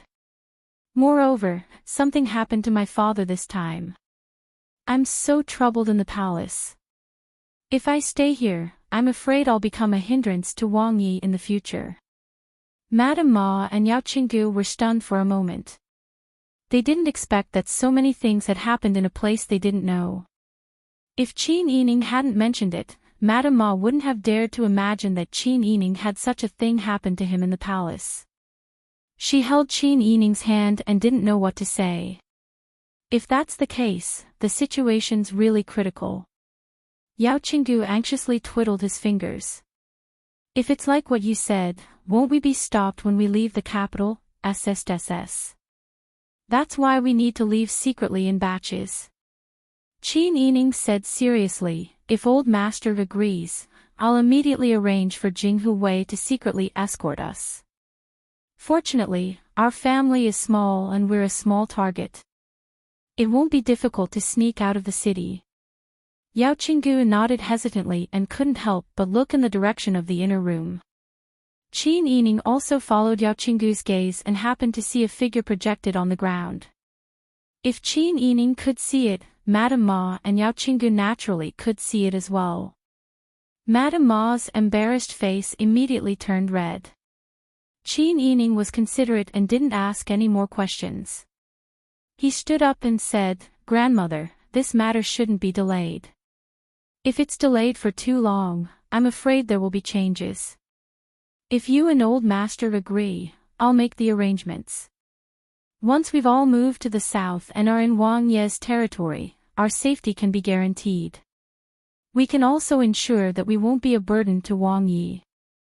Madame Ma nodded and looked at Yao Qinggu. "I think Immerse makes sense." Yao Qinggu nodded and said, "That's good too. Just make the arrangements. Anyway, there's only a few of us in our family. It won't be a problem for us to sneak out. Once we've settled down in the south, we'll just have to earn a family business. The most important thing is to survive." Yao Qinggu was surprisingly sensible. This saved Qin Yining a lot of talking. Since it was decided, Qin Yining began to secretly plan. The Qing-Tian alliance had also contacted the idlers, who were escorting the spirit. Qin Yining was also afraid that he would wrongly accuse an innocent person, so he secretly asked Jing Zhe to follow these people. He found that they had indeed secretly colluded with many bandits. After confirming that they were the ones who had done a lot of bad things before, he felt at ease and used them. At the same time, the family Qin and the Wang mansion began to send people out one after another. The first batch of people to leave the family Qin was second madam, old madam, and a few others. Qin Yining didn't dare to send them off for fear of being seen through. He endured it and arranged for young man to escort them. The next day at the Wang mansion, Yao Qinggu was also in disguise. He was first escorted out of the city by two Jinghu Wei to the gathering point outside the city. 2 days later, it was the Yao clan and the Ma clan's turn. Just like that, the two families left one after another. Soon, most of the masters of the Qin mansion had left. The day to send the spirit was getting closer and closer. Second master looked worriedly at Qin Yining and said, "Sister Yi, I'm still worried. Why don't I stay behind?" "Second uncle, didn't we discuss this? I'm the one who's being watched closely. To put it bluntly, after you all leave, no one will notice if you don't show up for 2 or 3 days.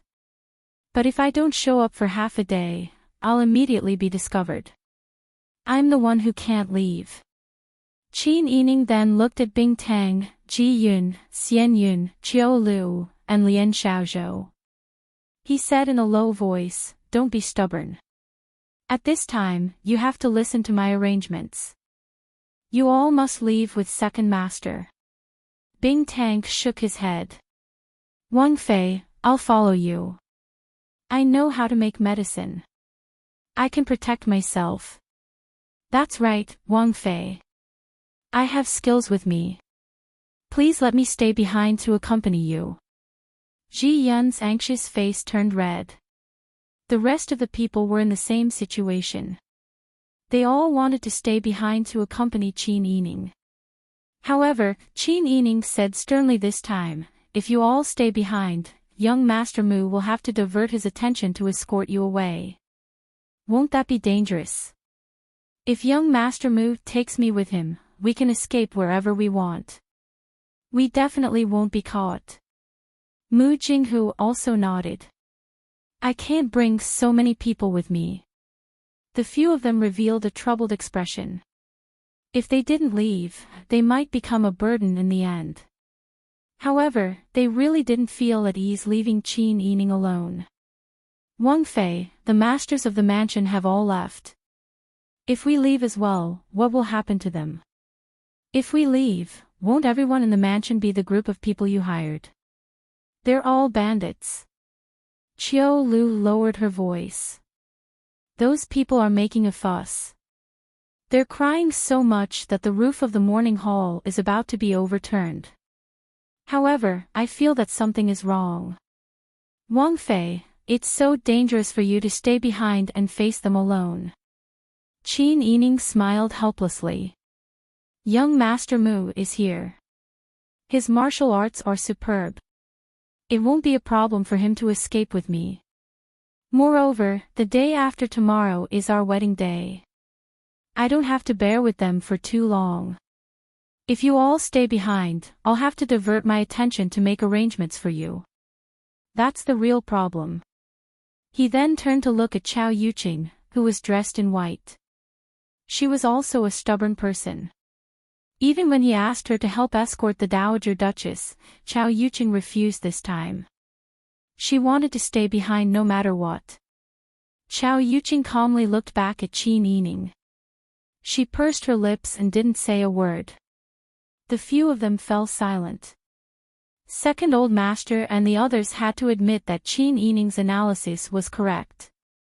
Although they were worried, they couldn't guarantee that they wouldn't be a burden to Qin Yining. If they stayed behind and encountered any danger, who would Mu Jinghu protect? It was better not to add to Qin Yining's troubles as soon as possible. As a result, the few of them could only obey Qin Yining's arrangements and leave with Second Old Master. At this time, other than Chao Yuqing, the people from the prince's residence and the family Qin had quietly left in batches. Qin Yining arranged for all the Jinghu Wei, silver-masked secret agents, and the guards in the prince's residence to stay with the masters who were about to leave. There were many people in the in-laws' family. Qin Yining didn't suggest that these people gather outside the city. Instead, they were to be separated into many groups and be escorted to the south. Qin Yining looked helplessly at Chao Yuqing. "Aunt Chao, are you still not leaving?" Chao Yuqing shook her head. "Don't say anything about delaying young Master Mu's old friends. I have the ability to protect myself. I don't need anyone to save me. Since I'm going to send the spirit, I naturally have to follow." Qin Yining had already tried to persuade Chao Yuqing several times. He had said all the excuses and explanations he could think of, but Chao Yuqing remained unmoved. Just as Qin Yining was in a terrible fix, he saw Master Zhong rushing over with a forehead full of sweat. "Princess Consort." Master Zhong looked excited, but he was afraid that others would see him.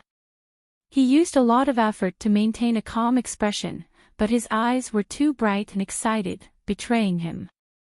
"Princess Consort, there's news, there's news." Master Zhong lowered his voice and took out a piece of paper from his sleeve to hand to Qin Yining. Qin Yining's heart skipped a beat. He snatched the paper and opened it. A few familiar bold words on the paper came into view. "And the body is in the sunset moon. Don't miss it." It was a simple sentence, but Qin Yining stared at it for a long time. Mu Jinghu and Chao Yuqing both looked at Qin Yining with wide eyes. As Qin Yining's expression was too rich, they also saw the words on the paper from both sides. They were momentarily stunned by their own guesses and did not react. Qin Yining snapped out of his daze and stuffed the paper into Chao Yuqing's hands. Chao Yuqing stared blankly at Qin Yining. Tears hung on her thick eyelashes and were about to fall. It's him, Qin Yining nodded repeatedly. "Don't spread the news. It's true." Chao Yuqing covered her mouth and clutched the paper tightly. Her tears fell like pearls from a broken necklace. "He's fine. He's alive." When Qin Yining saw this, he couldn't help but cry as well. So father wasn't dead. So Sia's people had really arrived.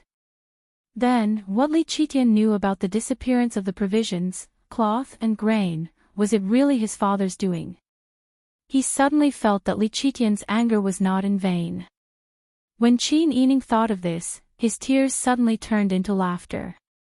He pulled Chao Yuqing and said, "Aunt Chao, this is great." Chao Yuqing nodded excitedly.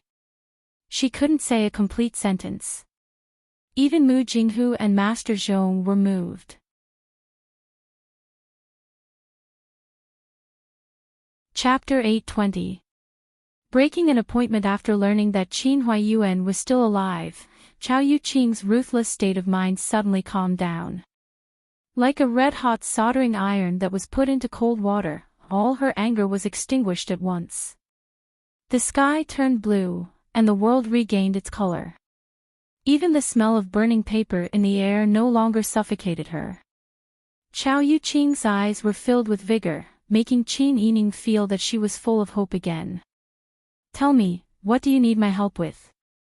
Qin Yining smiled and pulled Chao Yuqing's hand, saying, "Aunt Chao, I'll leave Master Zhong's safety to you. Although I also left some people by Master Zhong's side, it's not as reassuring as you. All my assets and finances are managed by Master Zhong. The Wang residents and family Qin went to the south, and they are all counting on Master Zhong's money. He is too important. Can you help?" Chao Yuqing looked at Qin Yining hesitantly, and could not help but look at the noisy morning hall. "It's nothing, but I'm still worried about you." Qin Yining smiled. "Young Master Mu was arranged by Wang Yi to protect me. Moreover, you also know my plan. If too many people are left behind, it will be detrimental to the implementation of the plan. This is really the most appropriate arrangement." Chao Yuqing hesitated and bit her lower lip. "All right, I'll listen to you. But after I sent Master Zhong off, I want to go to Shiyu. I'm in a strange place, so I can't be at ease." Qin Yining nodded, saying, "Aunt Chao is free to move. I naturally won't stop you. But to go to Shiyu, we have to pass through the desert, and it's very dangerous without anyone leading the way. You should contact the people of Green Heaven Alliance and see if they can use a tracking goo. That way, I can be at ease." "All right, don't worry."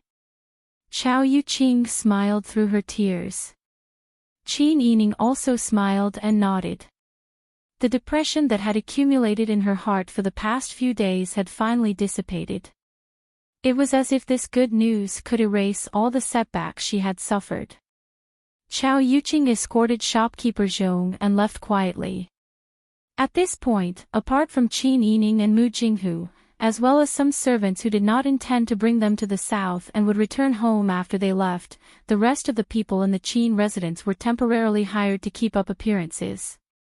The next day, Qin Yining went to the coffin and cried again. Then, he brought the two old women to the leader of the idol gang. "Tomorrow is the day to deliver the coffin. I'm afraid it won't be lively enough. Also, I have to transport a lot of luggage to the south this time, so I'll need more people. Can you see if you can get some help? This man's name was Bao Hu. He looked to be in his 40s, with a stocky build and a hunchback. He looked like an honest farmer, but in reality, he was the first master of Phoenix Mountain, known in the pugilistic world as Second Master Bao. Looking at Qin Yining's delicate face, which looked even more pitiful after crying, Bao Hu was mesmerized. If not for the fact that he had gathered more than 100 brothers from 2 nearby strongholds to work together on this business deal, he would have brought this beauty back to be his mistress long ago. With the idea that he would definitely be able to win the beauty's heart, Bao Hu was extremely patient. He smiled and nodded repeatedly. "Boss, don't worry. Just leave this matter to me. I guarantee that tomorrow's matter will be grand and lively. I will definitely not let anyone look down on us." Qin Yining nodded. "That's good. Don't worry, everyone will be rewarded." Then I'll thank you on behalf of the brothers, boss." Qin Yining wiped his tears with a handkerchief, nodded casually, and turned to walk towards the moon gate. Bao Hu looked in the direction Qin Yining left in and slowly straightened his hunched back. His lips curled into a scornful, undetermined smile. He turned to order the people who were helping to cry. "Brothers," boss said, "to perform well. Make it more lively. Don't lose face. Everyone, start crying." Receiving the order, the front yard, which had already been filled with cries, shook even more. Qin Yining arranged for the remaining servant women in the Fu to pack up the luggage and boxes. He then ordered them in a low voice, "After we leave tomorrow, everyone can go their separate ways. When I return to Jing, I will contact everyone again. It has been hard on everyone in the family Qin these days." "It's not hard. The masters have treated us very well. No one can do anything about something like this happening. Yes, after Wang Fei returns, if you have any orders, just come find us." The servant women chattered and then bowed to Qin Yining in unison. Qin Yining returned the bow, gave each of them a reward, and had them leave. Early in the morning, when the sky was dark, the front of Qin Fu became lively. Even though those bandits had done all sorts of bad things, they had used this method to deceive for a long time. The ceremony was very grand, and even Master Yin Yang had prepared it in advance. But Qin Yining was slightly anxious at this time. Because after waking up today, she could not find Mu Jinghu. The auspicious time had arrived, and she could not wait. The troops were about to depart. She could not stop the ceremony and wait for Mu Jinghu alone. But there were bandits all around her. If Mu Jinghu was not by her side, she did not know what to do. The incident had happened so suddenly that Qin Yining was caught unprepared. She had sent everyone away and did not even have anyone to discuss it with. "This is the pot that master will use when he goes there. Boss, you have to use as much strength as you can and break some. Otherwise, it will be difficult for master to carry it when he goes down." As Qin Huayuan only had one daughter, Qin Yining, and her son-in-law was not by her side, Qin Yining had to break the funeral pot. Qin Yining suppressed her anxiety and followed Master Yin Yang's instructions with an ugly expression. She knelt in front of the hearse, raised the pot that had been used to send paper money these days and smashed it on the ground. With a crisp sound, the pot was smashed to pieces. Master Yin Yang, Bao Hu, and the rest were shocked. They did not expect a woman to be so strong. Bao Hu waved his hand to remind them as he cried at the top of his lungs. The funeral procession cried like a tsunami and set off in a lively manner. Bao Hu said to Qin Yining, "Boss, get on the carriage. We're leaving now." Qin Yining used a handkerchief dipped in ginger juice to wipe the corners of her eyes. Streams of tears immediately fell. She nodded weakly and walked slowly towards the carriage. But from the corner of her eyes, she was looking around. Where was Mu Jinghu? Why wasn't Mu Jinghu here yet? No matter how much she dilly-dallied, she still had to get on the carriage. At this time, it was impossible to get off. Qin Yining's carriage was in the middle of the procession. There were carts in front and behind them that were transporting boxes. Bao Hu's men were hired and naturally surrounded the entire procession. A clever boy found that the servants of the Qin's mansion didn't follow them, so he reported back to Bao Hu, "Second master, there is something strange in this family. The delicate madam didn't bring any servant girl or older female servant with her, and none of the older female servants in the mansion is here today." Bao Hu led his horse and walked at the back of the procession. He looked back at Qin Manor and said, "Don't worry about them. How much money can a group of servants have? Look at how many carriages there are in this procession. This damned Lord Qin used to be the Minister of Revenue. In Dian, he had been an official for many years. Now that he is dead, his family is returning to their hometown. Naturally, they have to bring all their belongings with them. If we can bring these things back, this trip will not be in vain. But there might be treasures in that house. Damn it, are you stupid? Are you stupid? Can't you tell which is the watermelon and which is the sesame? Also, where is this? This is the capital. Are we going to rob them? Do you still want to eat prison food?" Bao Hu's eyes widened. If not for the fact that he was afraid of being seen through, he would have slapped him. Yes, yes, yes. Second master is right. I was thinking wrongly. Qin Yining looked out through the gap in the carriage window. Now, there were bandits all around. If Mu Jinghu was by his side, Qin Yining would not be nervous at all. However, Mu Jinghu suddenly disappeared. The most important part of Qin Yining's plan to evacuate her family was that Mu Jinghu would follow and protect her. She would take her with her when they were in danger. No matter if it was the bandits or the Qiu family or Li Qitian who attacked first, as long as Mu Jinghu was there, she would be able to escape unscathed. What should she do now? Qin Yining looked around and touched the bottom of the seat. There was nothing in the carriage that she could use. If Mu Jinghu did not arrive in time, would she really have to rely on the hairpin to protect herself?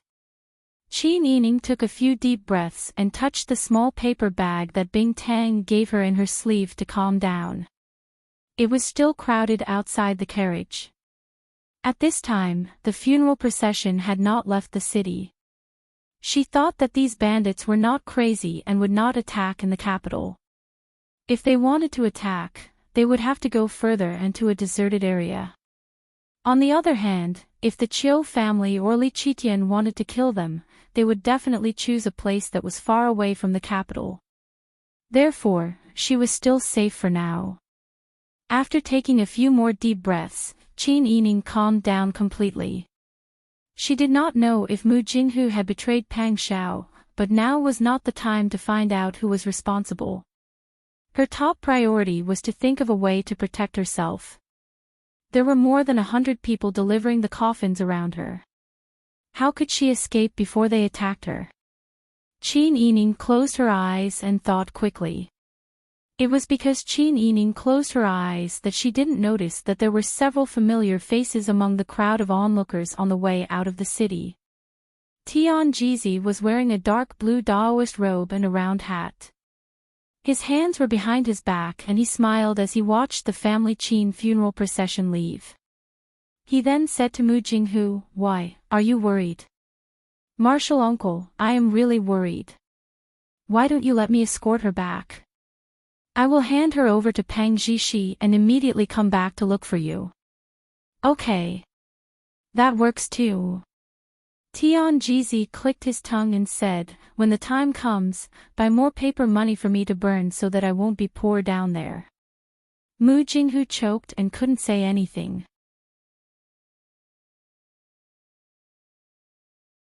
Chapter 821.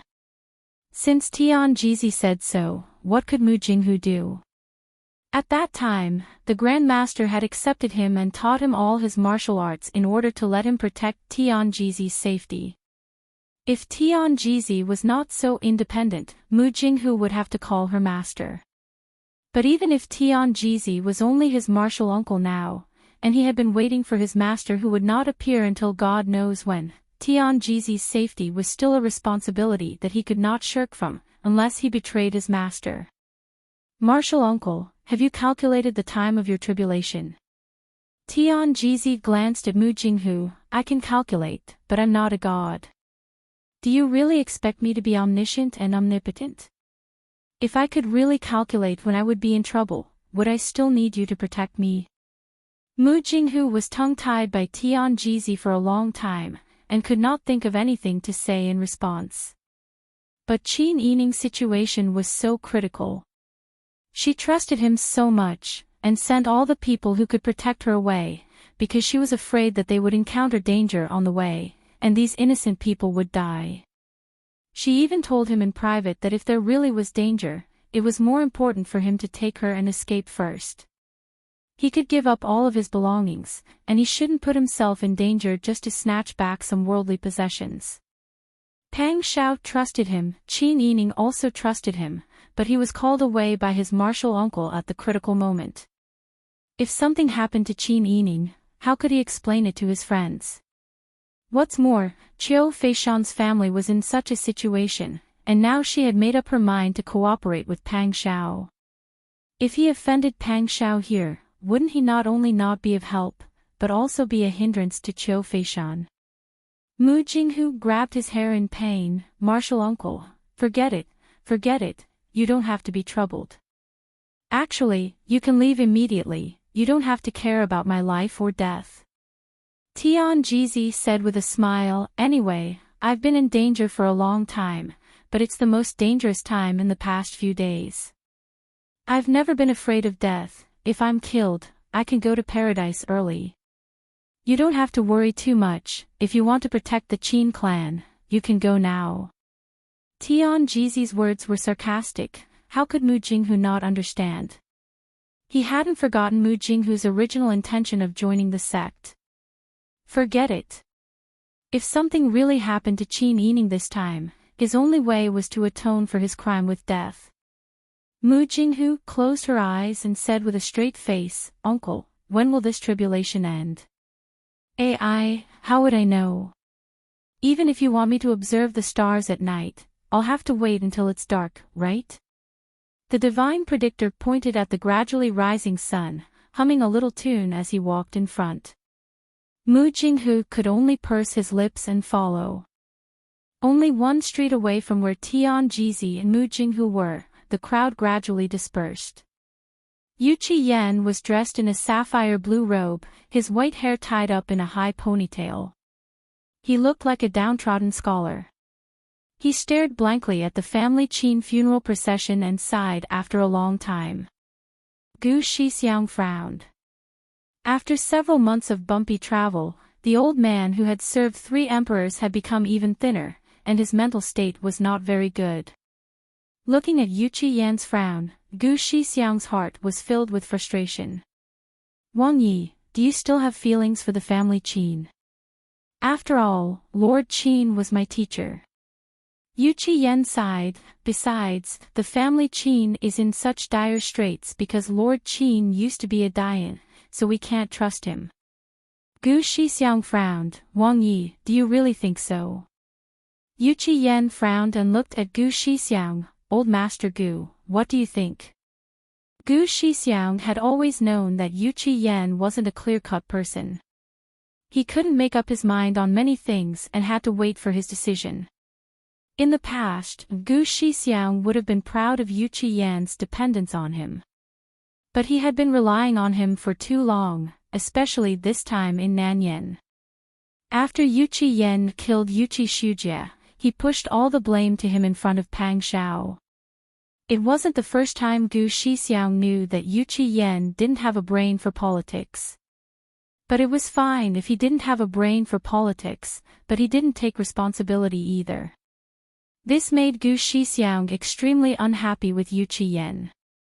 When one person was unhappy with another, no matter what that other person did, they would be unhappy with him. Gu Shixiang lowered his eyes and hid his emotions.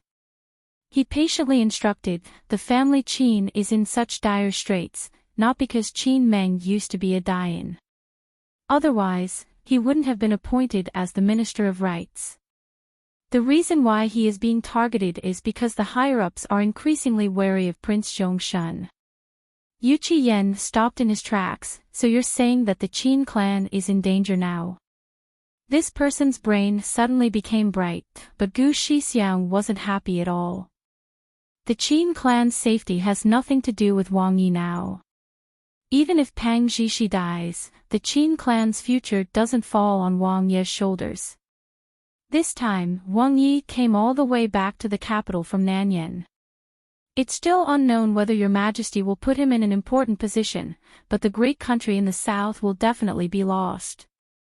We'll be thankful as long as we don't get scolded for building the foundation among the people that we worked so hard to build. Gu Shixiang took a deep breath again. His chest felt tight, and he suppressed his endless complaints. It was getting harder and harder for him to control his emotions, and he couldn't help but want to lose his temper at Yu Qiyan. Yu Qiyan also saw Gu Shixiang's dissatisfaction and sighed helplessly. He was grateful to Gu Shixiang, but Gu Shixiang was becoming more and more arrogant, and it was becoming more and more unbearable for him. Let's go and see His Majesty. Since they were already in the capital, they were already in the sights of the spies. Yu Qiyan put aside his thoughts about Qin Meng and walked to the palace gate first. The family Qin's group left the capital. Once they were out of the city gate, the noise gradually quieted down. This group of bandits was in the business of making people proud. Since the onlookers were gone, they naturally couldn't be bothered to cry. Qin Meng sat upright in the carriage and closed his eyes to listen to the movements outside. When he heard the surroundings quiet down, Qin Meng began to calculate the current speed of the carriage and the distance away from the capital. Fortunately, she wasn't a housewife who only stayed at home. She had been out of the capital many times. Otherwise, she wouldn't even be able to estimate the time. She leaned back and rested her head on the wall of the carriage. Through the gap in the window, she could only see the trees moving backward. Once they were out of the city, there would be no buildings to refer to. She could only estimate the general direction of their journey from the sunlight and the canopy of the trees. Now that the group was stable, it seemed that they had just left the capital, and this group of people wouldn't immediately make a move. Qin Meng thought about it and closed his eyes again. The group moved forward. Bao rode on a yellow hussar and rode on the left side of Qin Meng's carriage. He stared at the tightly closed window without blinking. "Boss, why don't you open the window? It's June. Don't you feel stuffy? When the sun rises, I'm afraid something bad will happen to you in the carriage."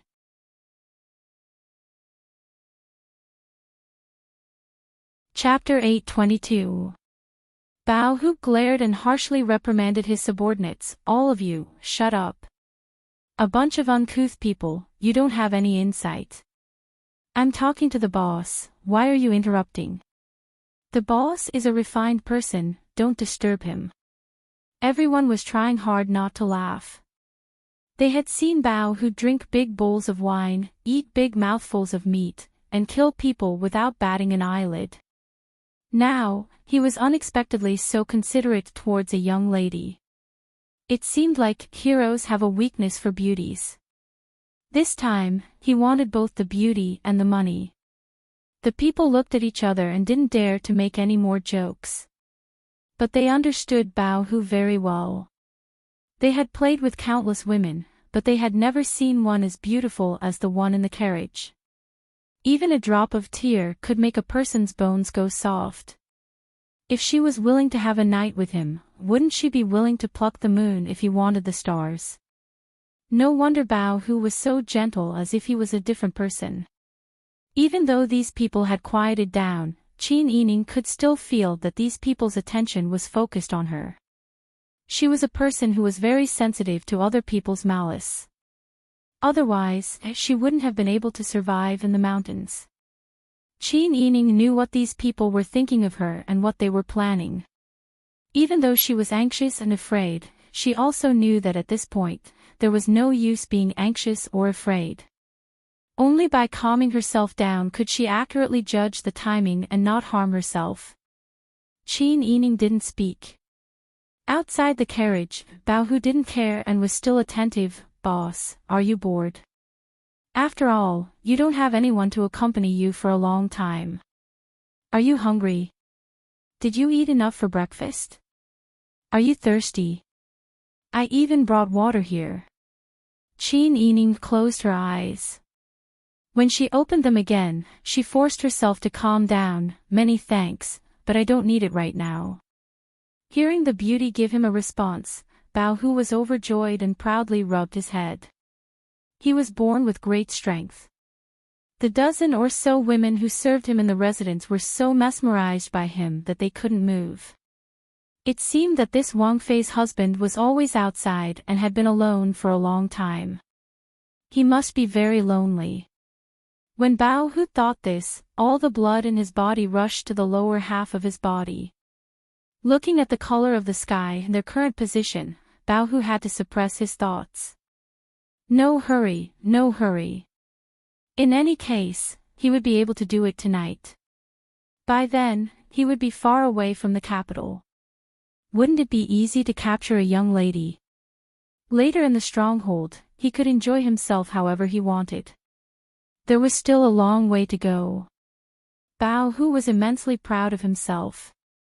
Because he was determined to win, he wasn't in a hurry. Along the way, he asked about Qin Yining's well-being. Even when the team stopped for lunch, he personally served the steamed buns and cut beef to Qin Yining.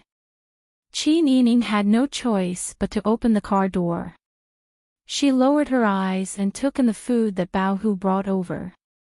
Her watery eyes looked around and took in the scenery around her. She thanked Bao Hu before closing the car door shyly.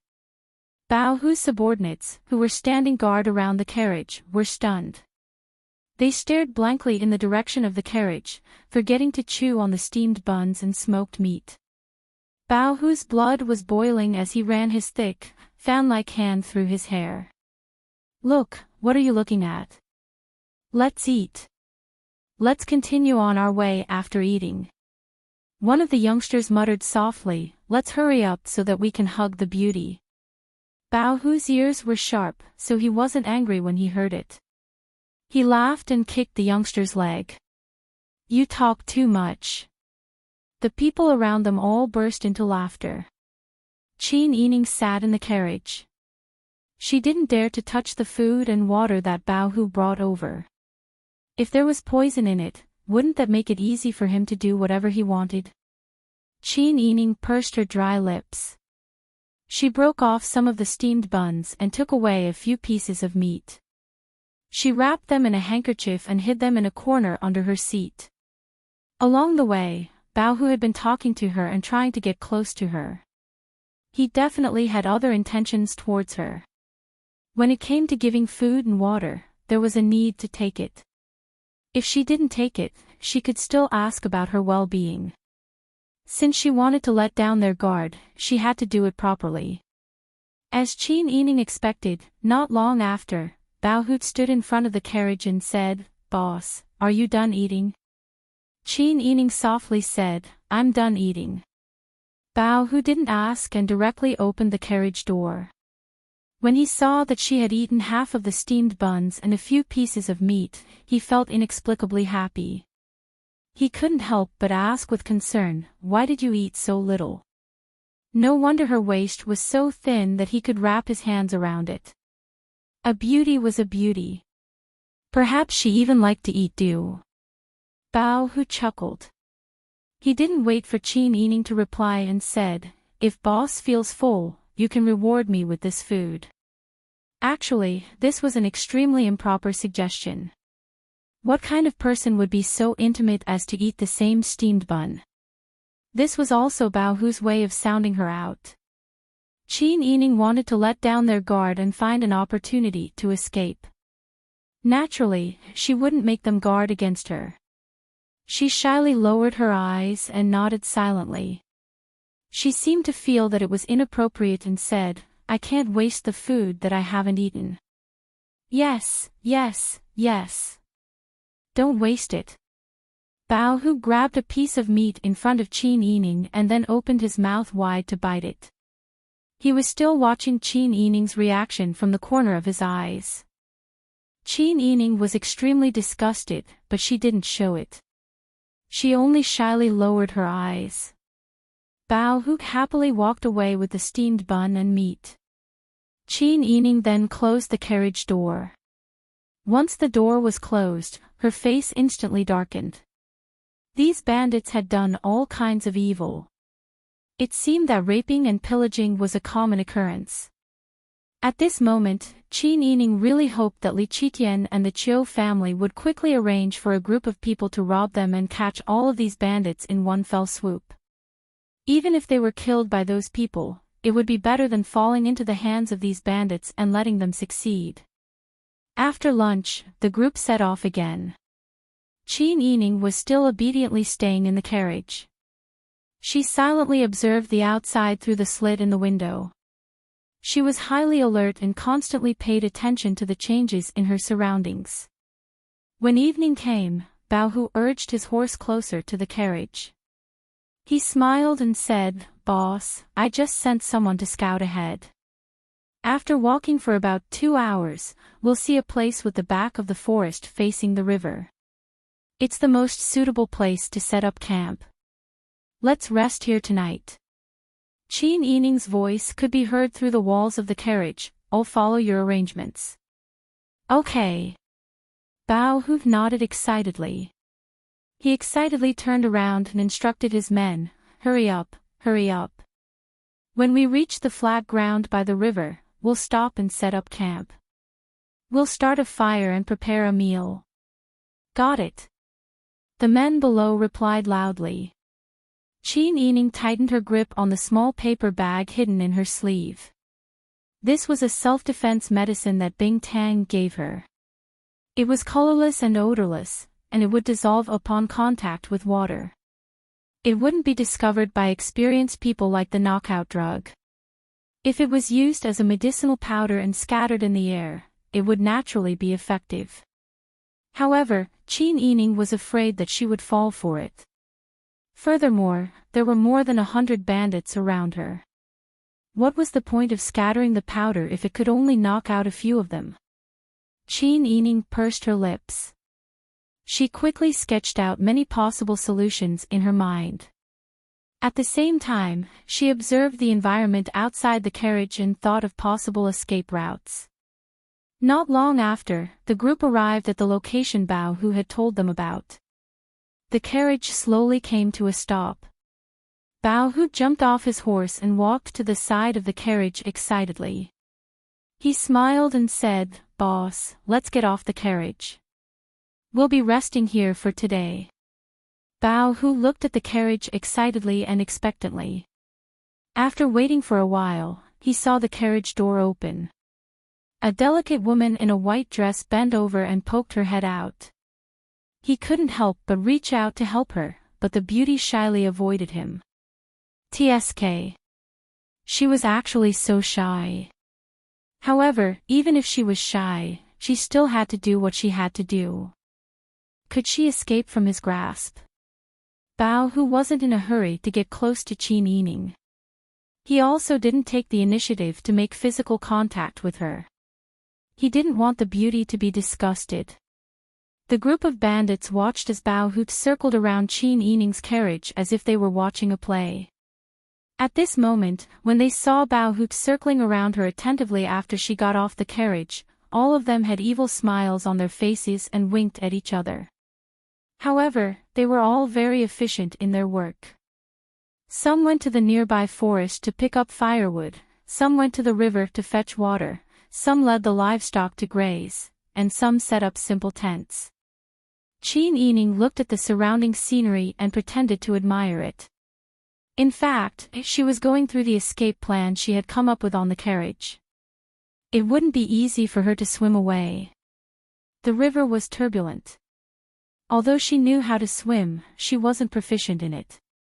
Moreover, there were many bandits who knew how to swim. Once she got into the water and was caught, it would be even more dangerous. Thus, she could only think of a way to use the poison in her sleeve to knock out as many of them as possible. That way, she could seize the opportunity to escape. Thinking up to this point, Qin Yining curiously looked at a few young men who had just returned from picking wild vegetables. Perhaps these bandits had suffered hardships before they became bandits. In this season, there were many edible wild vegetables in the wild. They didn't think about the taste and brought back a lot of them. They ran to the river and casually dipped them in the water, intending to bring them back to cook. Qin Yining saw this and hurriedly said, "Won't it be too rough to eat like this?" The bandits who were cooking the wild vegetable soup stopped in their tracks and raised their heads to look at Qin Yining. Their eyes were filled with endless mockery. "We're not rich nobles. We're used to eating plain tea." The most short-tempered youth was quite cynical. Qin Yining didn't care and acted as if he didn't see the mockery in their eyes. He said, "That's not what I meant. It's not that wild vegetables aren't good. It's just that one can't get tired of eating fine food.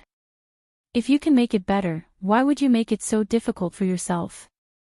Qin Yining spoke slowly and softly. His tone was gentle and made people feel comfortable. The few youths who were cooking the soup couldn't help but look at the wild vegetables that had been carelessly thrown into the crude iron pot. There were also some that hadn't been thrown in yet.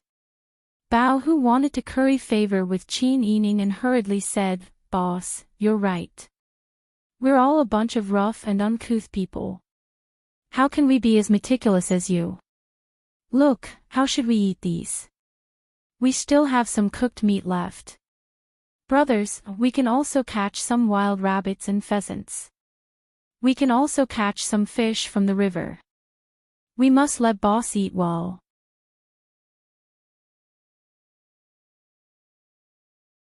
Chapter 823. Who would have thought that Minister Qin's daughter, Prince Zhongshan's wife, would take the initiative to offer to cook a meal for this group of Jianghu heroes? Everyone was dumbfounded. Bao Hu was the first to react. In the eyes of the Qin clan, they were all servants hired by her to deliver the coffin.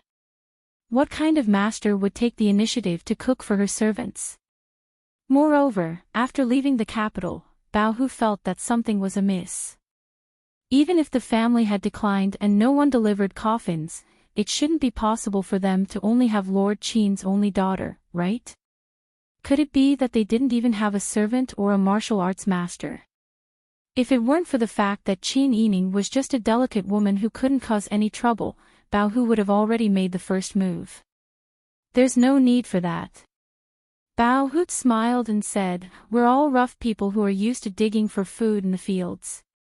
A group of rough men like us can eat anything. If boss doesn't think the food is delicious, just tell me what you want to eat. I'll do my best to find it for you." Qin Yining seemed to know that they wouldn't agree, so she wasn't discouraged. She immediately changed her mind and said, "It's not that I don't think the food is delicious. I don't have a big appetite, so how much can I eat? It's mainly because everyone is tired. When my father was alive, he taught me that I shouldn't judge others based on my status. Even though we're in an employer-employee relationship, there aren't a lot of people in my family. After my father passed away, Your Majesty didn't say anything, so all of my relatives didn't dare to get close. If it weren't for you, this funeral would be very sad and miserable. My father didn't even have any glory after his death. That's why I want to personally cook for you to express my gratitude. Of course, if you don't want to eat, that's fine. When we get to my family's ancestral home, I'll reward everyone." Qin Yining's words were reasonable. Coupled with her gentle appearance, everyone's hearts softened. Bao Hu was the leader of a group of bandits. Even if he didn't care much about the imperial court, he had heard that after Qin Huaiyuan's death, no one from his family Qin dared to come to pay their respects. Now that she had said that, the doubts in his heart had been resolved. Presumably, none of the Qin clan subordinates had been seen. When the tree topples, the monkeys scatter. When the calamity struck, they all flew away separately. Bao Hu looked Qin Yining up and down again. Looking at her slender figure, dressed in morning dress, she was like a willow branch swaying in the wind. What could such a delicate girl do? He just wanted to cook a dish, and the cheapest part was his internal organs. Moreover, he was watching from the side.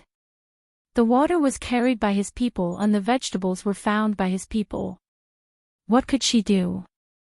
Thinking up to this point, Bao Hu grinned.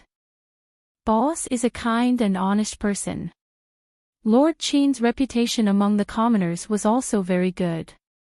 However, it's difficult to become a person and an official. Forget it, you can do whatever you want.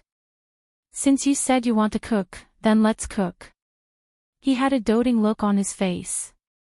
Qin Yining's heart was filled with joy. However, on the surface, she only nodded indifferently. She didn't appear to be very enthusiastic.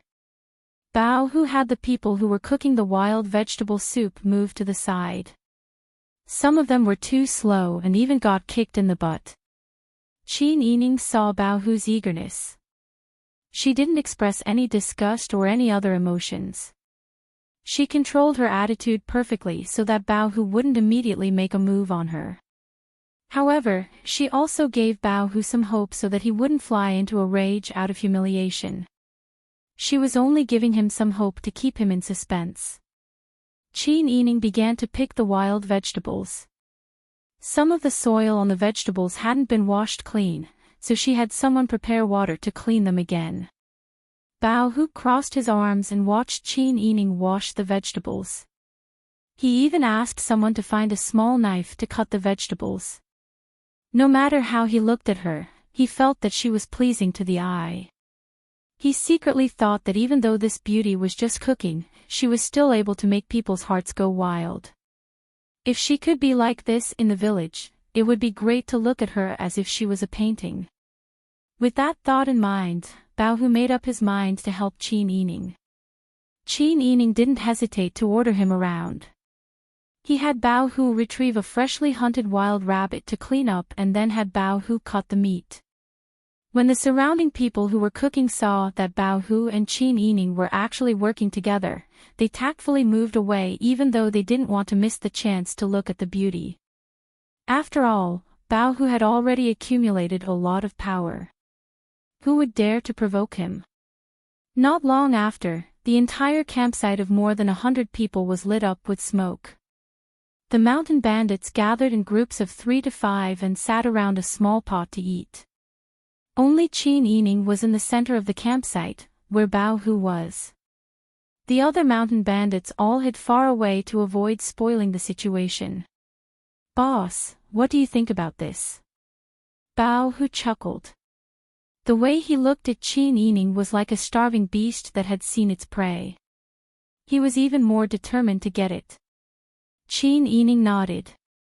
Without saying a word, he pinched some salt and added it into the rabbit meat and wild vegetable soup. He stirred it a little, then took a ceramic bowl and scooped some soup for Bao Hu. Bao Hu received the bowl with both hands, feeling somewhat flattered. He slurped a mouthful and said, Boss's culinary skills are not bad." Qin Yining smiled and didn't say much. Her culinary skills were only ordinary. This Bao Hu had bad intentions, which was why he was able to taste something different. However, this was exactly what Qin Yining hoped for. Qin Yining washed his hands, took a steamed bun, got up, and walked towards the carriage. "I'm a little tired. I want to rest for a while." Bao Hu said, "There's still a pot of meat soup. Aren't you going to eat it?"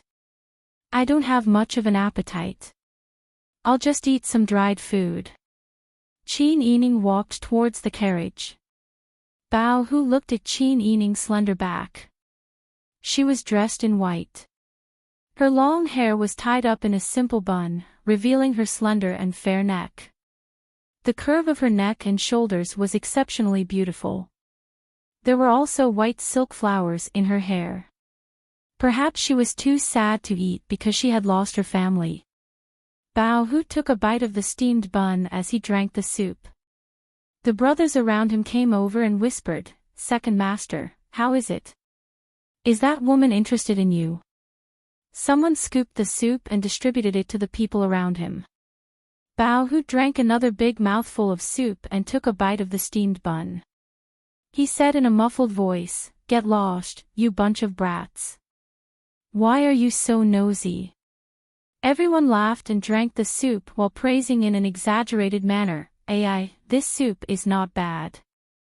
The taste of a rich family's daughter is indeed different." "What do you mean by that?" "Ha!" Bao Hu's heart was already fluttering, but after hearing these people's words, it became even more unbearable. He looked at the sky. The orange sunset was hanging on the horizon. It was so gorgeous that even a boorish person like Bao Hu couldn't help but admire it. TSK, I'll go take a look." Bao Hu walked towards the carriage. Unexpectedly, Qin Yining got out of the carriage. She glanced at Bao Hu before walking towards the forest behind them. Bao Hu asked loudly, "Boss, where are you going?" Qin Yining said in a muffled voice, "I'm going to the forest for a while." Her meaning was vague but clear. She was the only woman here, and he hadn't seen her go to the bathroom all day.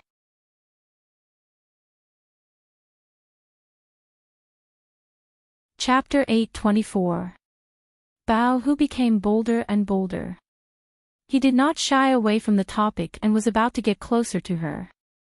Qin Yining lowered her head, as if she was so shy that she wanted to find a hole to hide in. She repeatedly said, "No need, no need." Bao Hu tried to scare her. Wild beasts often appear in the wilderness. What if you encounter a wild wolf or dog in the forest? What if it takes you away? I have some strength, so I can keep a lookout for you. Just as Bao Hu said, Qin Yining was so scared that her whole body trembled. However, she was going to relieve herself, so she could not nod. She turned around and walked into the forest with her head lowered. Bao Hu patted the crumbs off his hands and followed her with large strides. When the bandits who were drinking soup and eating saw this scene, they all laughed and jeered. "Motherfucker, why aren't we as lucky as Second Master? Look, that woman is interested in our Second Master.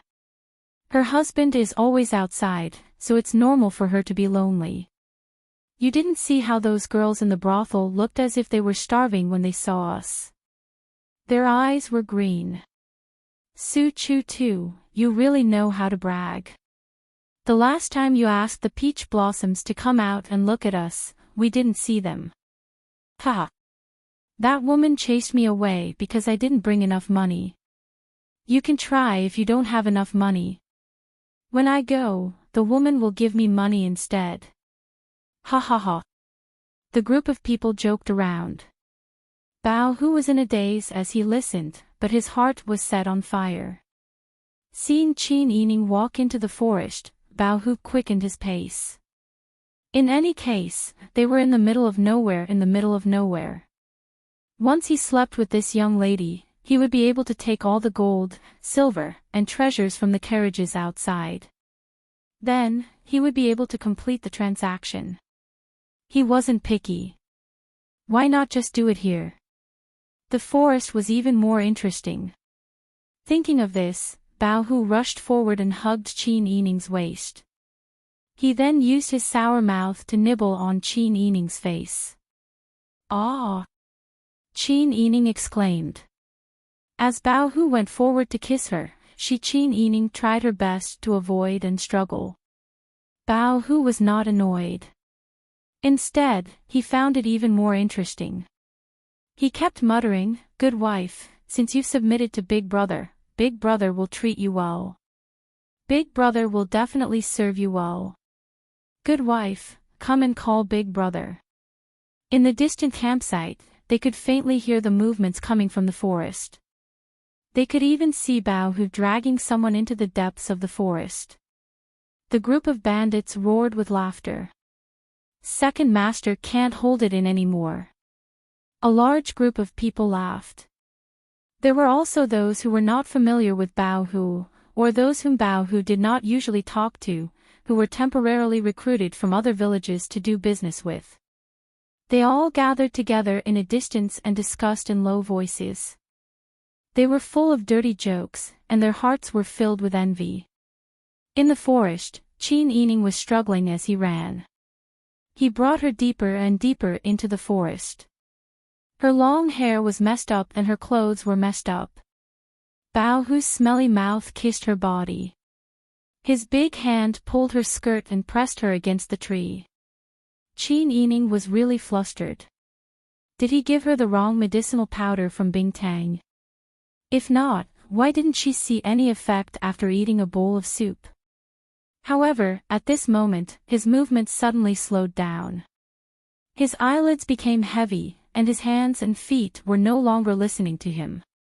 Beauty, just submit to big brother. Beauty. As he spoke, even his tongue was no longer listening to him. Qin Yining suddenly felt the pressure on him lessen. He watched as Bao Hu collapsed on the ground like a pile of frozen mud that had been placed in a warm place. He became a pile of mud once again. Bao Hu's eyes were in a daze. As he watched Qin Yining walk in front of him, he knew that he must have fallen into a trap. This woman actually dared to plot against him. However, his consciousness gradually blurred, and he could not even scream. Qin Yining viciously kicked Bao Hu's vital part. Bao Hu instantly woke up from the pain. He felt as if a certain part of his body had exploded. The heart-wrenching pain was unbearable. He opened his mouth and screamed, but his mouth and throat were not listening to him. His eyelids slowly closed again. Qin Yining turned around and ran into the forest. At this moment, the people in the campsite who had eaten the rabbit meat and wild vegetable soup had fallen asleep on the ground. A group of people was uniformly lying on the ground. If the people around them could not tell what was going on, they would be idiots. Some people rushed over to ask about the situation, while others felt that the forest was strangely quiet. They did not care if they would ruin Bao Hu's mood and hurriedly rushed into the forest. After entering the forest, they saw Bao Hu sprawled on the ground after walking for a while. He had already fainted. His head was covered in cold sweat, and his face was distorted. There was a suspicious dark stain on his khaki pants. Fuck, did second master pee? Don't fucking talk nonsense. It must be that woman who poisoned him. Chase after her. The people from the same stronghold as Bao Hu were furious. They glared and looked around. However, there was another stronghold. This time, the people who were doing business with Bao Hu looked at each other. Let's not chase after her. Money is more important. Anyway, there are so many boxes, baskets, and valuables left behind.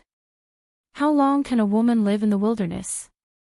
Let's just tell her to be eaten by wild dogs. No. That slut looks so coquettish. How dare she poison our second master? Let's catch her and let her have a taste of her own medicine. Yes, let's catch her. What kind of man is he if he doesn't take revenge? But what's more important is money, or other things. Second master is not your boss on the mountain. Of course you don't care. Fuck your grandpa. Bullshit. The two groups of people started cursing. As they cursed, the hot-tempered ones attacked first. Since someone attacked, someone else retaliated. There were many people from the stronghold on Phoenix Mountain who had come to deliver the spirit. However, Qin Yining had told Bao Hu that she was afraid that they would not be able to handle the situation if they did not have enough manpower. Hence, Bao Hu went to look for other people. Now that Bao Hu was lying on the ground, a huge amount of wealth was placed in front of them. The people from the other strongholds naturally wanted to take advantage of this opportunity to reap more benefits. Thus, the two groups of people clashed. They did not bother to chase after them. Qin Yining looked anxious. She lifted the hem of her skirt and ran while checking the state of the treetops to determine her direction. When people entered the forest, the scenery around them was almost the same. If she did not have experience surviving in the wilderness in her early years, she might have run back to her original spot after running for a while. Qin Yining had thought that this group of people might fight among themselves, but she was not sure. She was only prepared for the worst. She assumed that this group of people would quickly catch up to her. Therefore, she ran for her life. As she ran, she looked for any tree holes or underground holes that she could hide in. However, the fallen leaves that had accumulated in the forest in the early years had already rotted. The ground was overgrown with weeds. As Qin Yining ran, she had to pay attention to using the wooden stick to beat the grass to scare the snake. She was afraid that she would be suddenly bitten. Not only did she have to pay attention to her pursuers, but she also had to pay attention to whether or not there were wild beasts. For a moment, she was mentally and physically exhausted. In addition, she had gone through several trials and tribulations. Her body could not be compared to a few years ago when she had not returned home. Although she was thin at that time, she had been gathering herbs and hunting in the mountains all year round. Her physical strength was excellent. But now, she had experienced all kinds of torment. Her body was not good before she gave birth.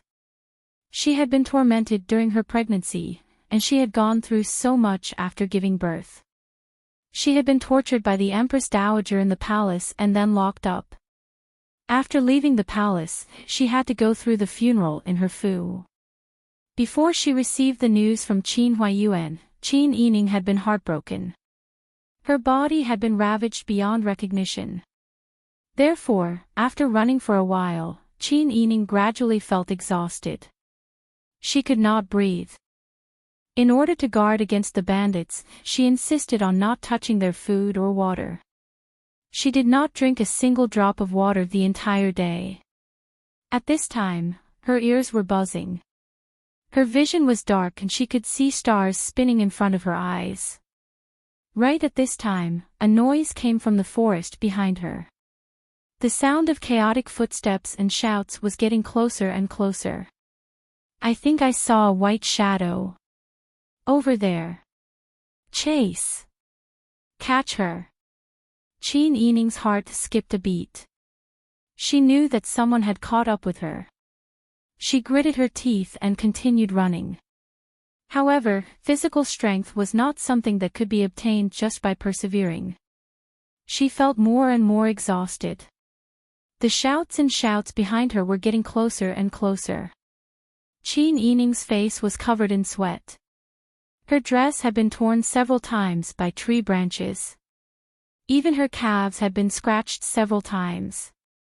However, she gritted her teeth and did not stop. Even if she knew that she could not outrun these people, she would not allow herself to be caught by them. Quick, there she is. I see her. Don't run. If you run again, I'll kill you. Catch that woman and teach her a lesson. The group of people shouted and chased after her like mad dogs. Qin Yining's heart was beating so fast that it almost jumped out of her throat. She ran around the tree, and soon, 4 people caught up with her. They surrounded her from left and right. Why aren't you stopping? Let's see if you can still escape. Qin Yining's chest heaved up and down violently. She stared vigilantly at the 4 people surrounding her.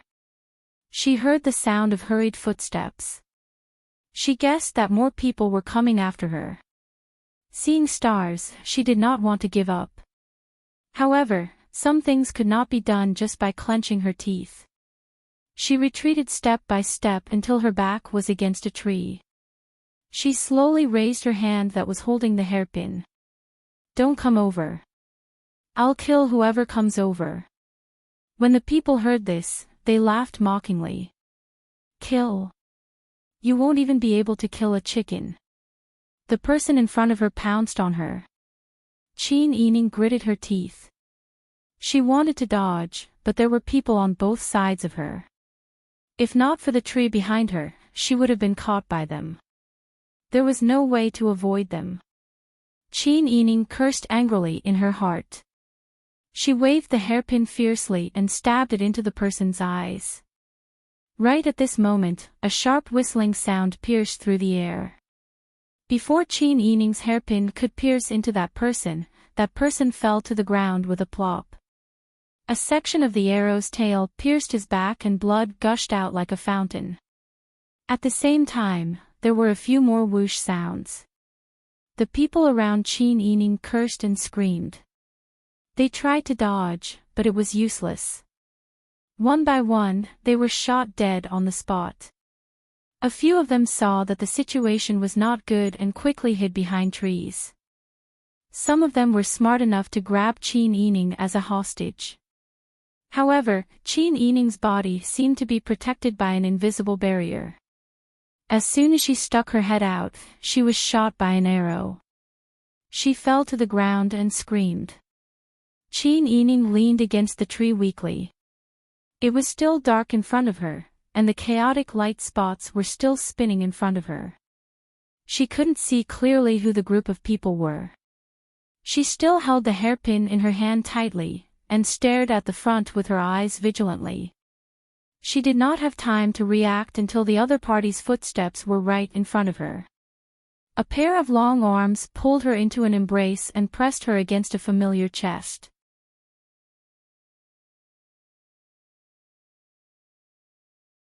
Chapter 825. Qin Yining's muscles were tense and she did not let go of the hairpin. Her head was still spinning and she was seeing stars. If it were not for her high concentration, she would have fainted if she let her guard down even a little. Pang Xiao had just pulled her into his arms when his eyebrows furrowed even more. Qin Yining was really too thin. When his large hand covered her shoulder blade, he felt a handful of bones. How much had she suffered? How did she become so thin after returning to the capital?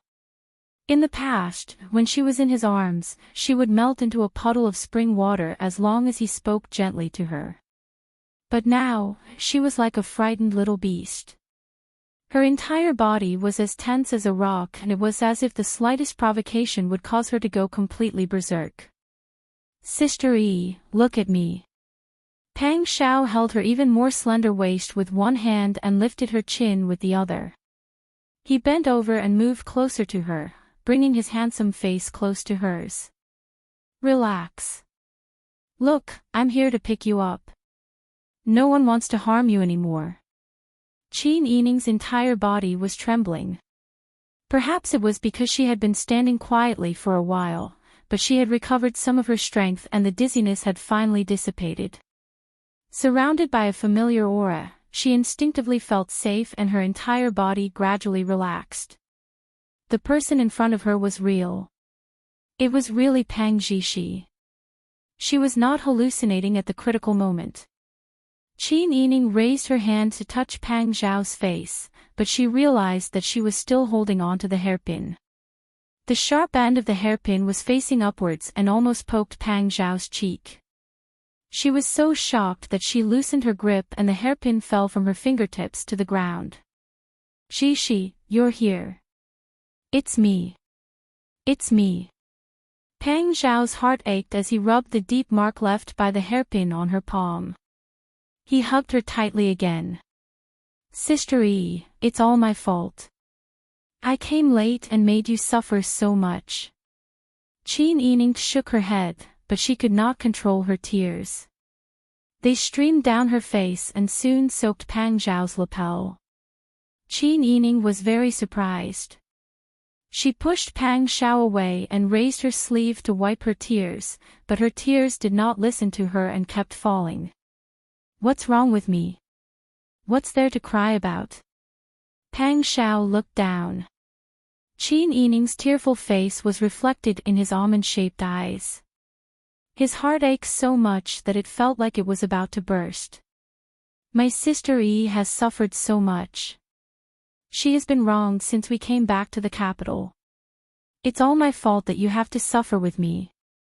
He reached out his hand to wipe her tears, but the more he wiped, the more tears flowed down.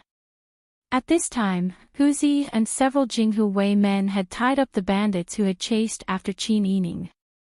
When Huzi saw Pang Xiao and Qin Yining's appearance, he hesitated for a moment. In the end, he did not say anything and brought the bandits back to the camp to wait for Pang Xiao's punishment. Only Qin Yining and Pang Xiao were left in the forest. The surroundings quieted down. The sun was setting in the west, and the forest was dim. Pang Xiao lowered her head and kissed Qin Yining's eyes carefully. It's my fault. I caused you to suffer in the palace. Not only did I cause father-in-law to have an accident, but I couldn't protect you at the critical moment. I couldn't protect you, and my mother bullied you. Sister Yi hit me. It's my fault. I know you have been wronged. Don't cry. What if you cry too much? Can you hit me to vent your anger? In Pang Xiao's eyes, Qin Yining was like a child who had been bullied outside. When no one cared about her or supported her, she could still straighten her neck and protect herself. But once she saw her family, that layer of protection was removed, and what was left was a soft heart. During this period of time, even if he was not in the capital, he knew that Qin Yining did not have a good life after leaving him. She was bullied by Consort Shen, wronged by the Empress Dowager, and almost starved to death when she was locked up by Li Qitian. After that, she experienced Qin Huayuan's funeral. Pang Xiao knew how important Qin Huayuan was in Qin Yining's heart. When she was at her saddest, not only did he not protect her, but his mother also hit her when she was down. It could be seen how wronged and painful she was at that time. After the funeral, she braved the danger and sent all her family members to the south step by step. When his men first received second Madame and old Madame Qin in the south, Pang Xiao already understood Qin Yining's plan. Later, when he met Yao Qinggu, Madame Ma, and the Yao clan, he understood everything. Pang Xiao arranged for people to receive the Qin family members who were rushing to the south. He could no longer hold back and quietly left the old capital with his subordinate, Jinghu Wei, and rushed all the way to the capital. He trusted Mu Jinghu and knew that Mu Jinghu would definitely protect Qin Yining's safety. However, it was best to protect his own wife. As for the rest, he could not completely let go of anyone else. In fact, Pang Xiao was more grateful than ever for his decision. If he had not arrived in time, thinking of the scene he saw just now, Qin Yining being surrounded by 4 people with lewd expressions, Pang Xiao's heart burned with anger. Sister Yi, why isn't Blockhead with you? Qin Yining shook his head. Everything was fine before we set off. But when I came out this morning, young Master Mu was gone. Everyone was ready and the date of the funeral was fixed. I had to leave, so I had to come out like this. Pang Xiao nodded. He was a little angry with Mu Jinghu. But Pang Xiao also knew Mu Jinghu's character. Mu Jinghu had always been a man of his words and was very loyal. If he had not met with an accident, Mu Jinghu would not have changed his mind at the last minute. Moreover, Mu Jinghu also knew Qin Yining's complete plan. He also knew that his sudden change of mind could bring a huge disaster to Qin Yining. But no matter what the reason was, Qin Yining was indeed in danger because of Mu Jinghu's failure to keep the appointment. Qin Yining wiped his face with his sleeve. After a long while, he adjusted his emotions and said in a hoarse voice, "Why did you suddenly come here? Wouldn't it be bad if you were caught for leaving your post without permission? You're fine. What can they do to me?" Pang Xiao stroked Qin Yining's loose hair. He took off his outer robe and draped it over Qin Yining's shoulders to cover her dress that had been torn by the tree branches. Qin Yining pinched his collar and said, "We have to be careful now. Your Majesty obviously fears you to a certain extent. If it weren't for your outstanding military achievements and outstanding talent, he would have kept you around because of his love for talent. Otherwise, he would have already put a label on you and wouldn't have done so much to test you." Pang Xiao nodded silently.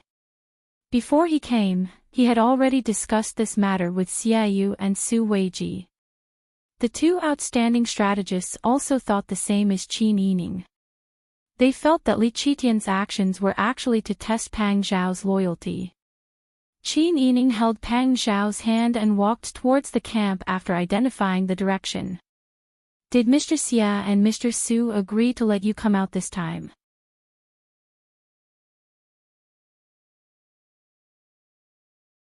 Chapter 826. Pang Xiao shook his head. "Of course I won't agree.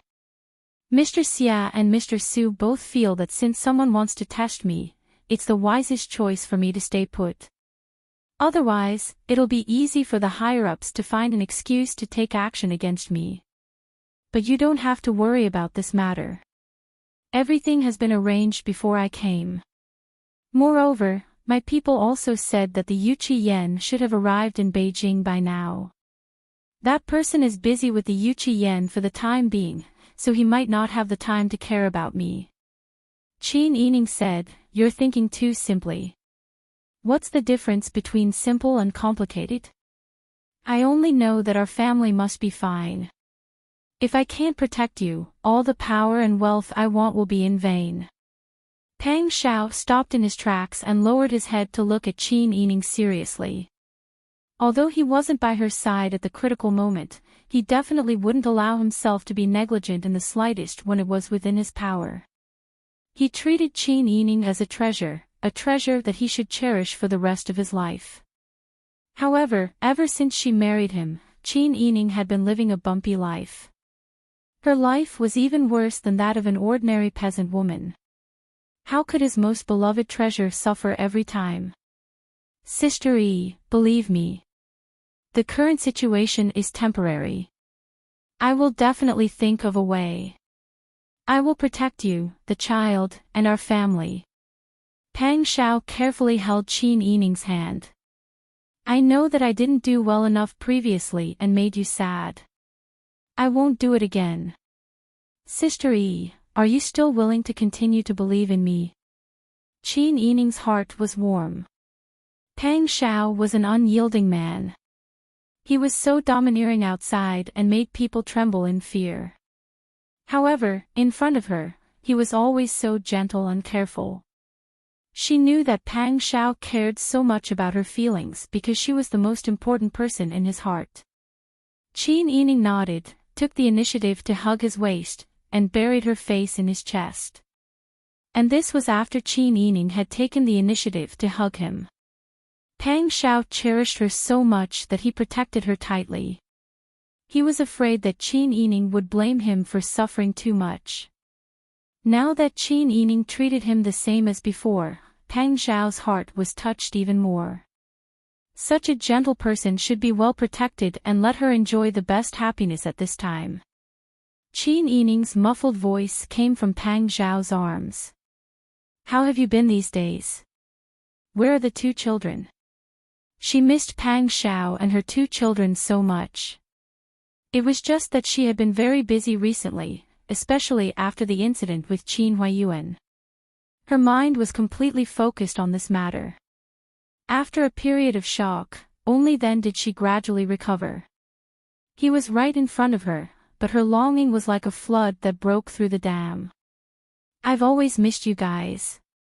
Pang Xiao closed his eyes and buried his face in Qin Yining's hair. "How can our sister Yi be so good? How can she be so good?" Qin Yining also closed his eyes and quietly leaned on Pang Xiao. Although there were more than 100 bandits waiting for them to deal with in the camp outside the forest, and although the Chiu family and Li Qitian's men could catch up with them at any time, the two of them enjoyed this rare moment of peace and quiet. Qin Yining even thought that if time stopped here, she wouldn't be discontented either. After a long time, Qin Yining's stomach made a rumbling sound, breaking the silence. Hungry? Yes, I haven't eaten anything all day, and I didn't dare to drink the water they gave me.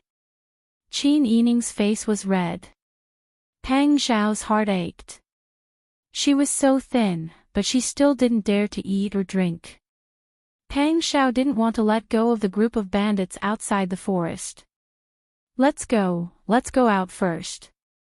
Let's eat first. Okay. Qin Yining smiled and nodded. She felt warmth in her palm. She lowered her head and saw Pang Xiao's big hand holding hers. He generously passed his warmth to her. Qin Yining smiled and walked side by side with Pang Xiao to the camp. But after taking a few steps, Qin Yining suddenly remembered something important. That's right. Father didn't die. Pang Xiao was surprised. What? When I was in the palace, I guessed that person would use us to test you, so I thought of a way to use Jiang Yuan to send a message to ask Xia's people to help rescue Father.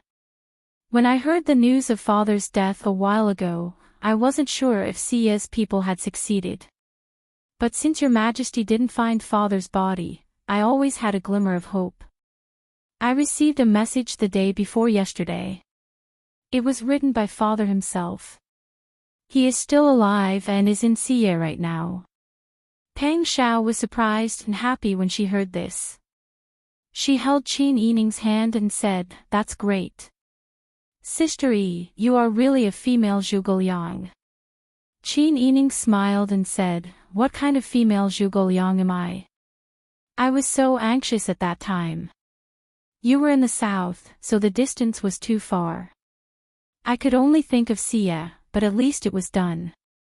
If you hadn't arranged it in time, father-in-law would have been in danger. You were trapped in the palace at that time, but you were still able to do such a big thing. When I wasn't by your side, you supported the entire family. Sister Yi, you are really my pride." Pang Xiao lowered her head and planted a loud kiss on Qin Yining's forehead. Qin Yining was praised like a child, and his face turned red.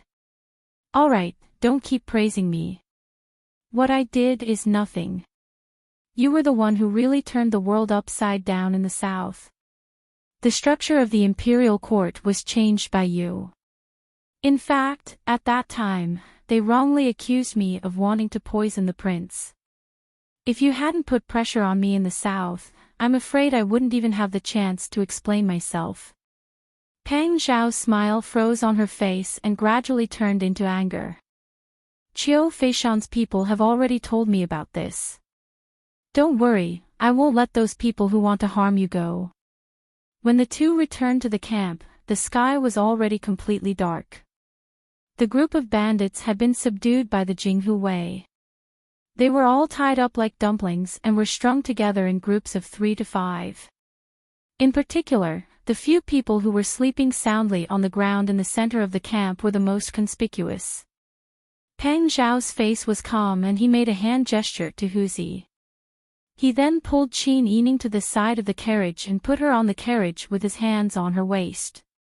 He then took out his water bag and dry food and handed them to Qin Yining. "Let's go somewhere else first. Later, let them pack up and we will return to the south. I'll be your coachman." Qin Yining was very thirsty. She took Pang Zhao's water bag and fiercely drank a few mouthfuls. She looked back at the camp and asked, "Are you planning to deal with these bandits?" Pang Zhao did not plan to hide it from Qin Yining. He nodded and said, "Yes. These people have done all kinds of evil. They even wanted to do something to you. I won't let them go. Sister Yi, I won't stop you." Qin Yining smiled and interrupted Pang Zhao's explanation. I sent my family away from the beginning and found these people because I knew that they had done all kinds of evil. I didn't want them to be ambushed by the Chiu family or that person. There's nothing wrong with the current situation. Pang Xiao let out a big sigh of relief and said with a smile, "Okay, then let's go first." Pang Xiao sat on the side of the carriage and skillfully urged the horse to drive the carriage away. Qin Yining sat in the carriage and held the water bag and steamed bun. He lowered his eyes and thought for a long time before he sighed. Soon, they were far away. Naturally, they left the begging for mercy, the screams, and the smell of blood far behind. An hour later, Huzi led Jinghu Wei and drove the carriage to catch up with Pang Xiao and Qin Yining. In an inn in a bustling part of the capital, the sound of eating melon seeds could be heard continuously. Mu Jinghu's face was dark. He was worried about the pea-sized light. Tian Jizi was still eating. He looked at Mu Jinghu with interest as he ate. After a while, Tian Jizi chuckled, "That's why Pang Jishi said that you were a blockhead. You really are a blockhead." Mu Jinghu looked at Tian Jizi. Tian Jizi said, "You're really stupid. I said that I had foreseen a calamity and needed your protection, so you had to stay by my side. But I didn't say that I couldn't go with you. Why didn't you bring me with you to follow the Qin clan?" Mu Jinghu's expression was blank. He looked at Tian Jizi with his mouth wide open. That's right. Why didn't he think of that? He had been sitting here worrying for the whole day. If he had known, he would have brought Tian Jizi with him as fast as possible. How could he be so stupid? But now, he didn't know where Qin Yining's group was. If he chased after them, would he be able to make it in time? What if something happened to Qin Yining before he went? Mu Jinghu shook his head fiercely. No. If something happened to Qin Yining, he wouldn't have the face to see Pang Xiao again. Uncle Master, did you think of this long ago? Mu Jinghu felt more upset the more he thought about it. His voice was a little stiff.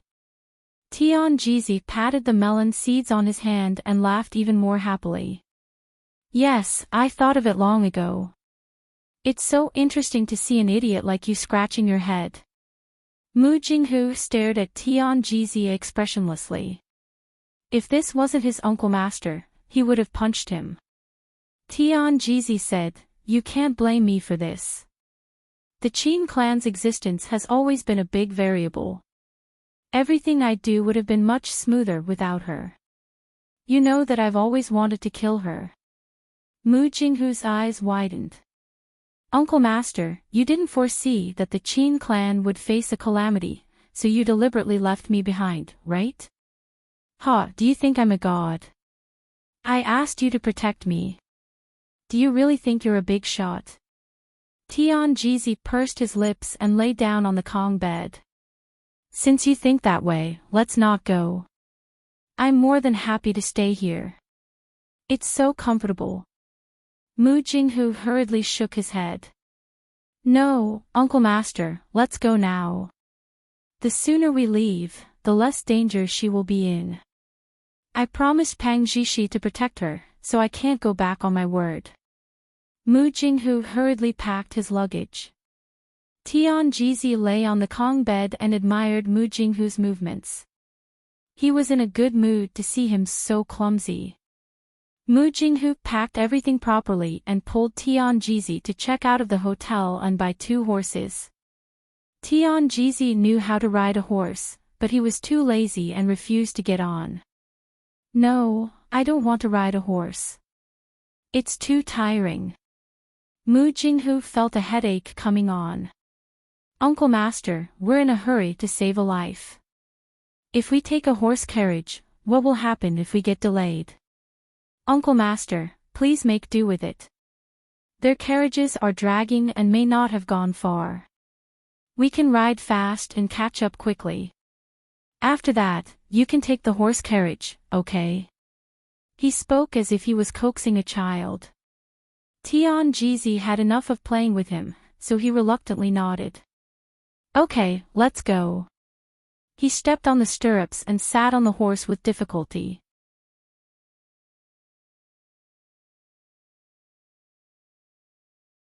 Chapter 827. Mu Jinghu's heart was burning with anxiety. Because of his stupidity and lack of flexibility, they had already been delayed for an entire day. During this period of time, he did not know if there were people from the higher-ups coming to kill him. He also did not know what danger Qin Yining would encounter if he stayed by the side of the bandits. Mu Jinghu knew his character well. He was stingy, dumb and not smart.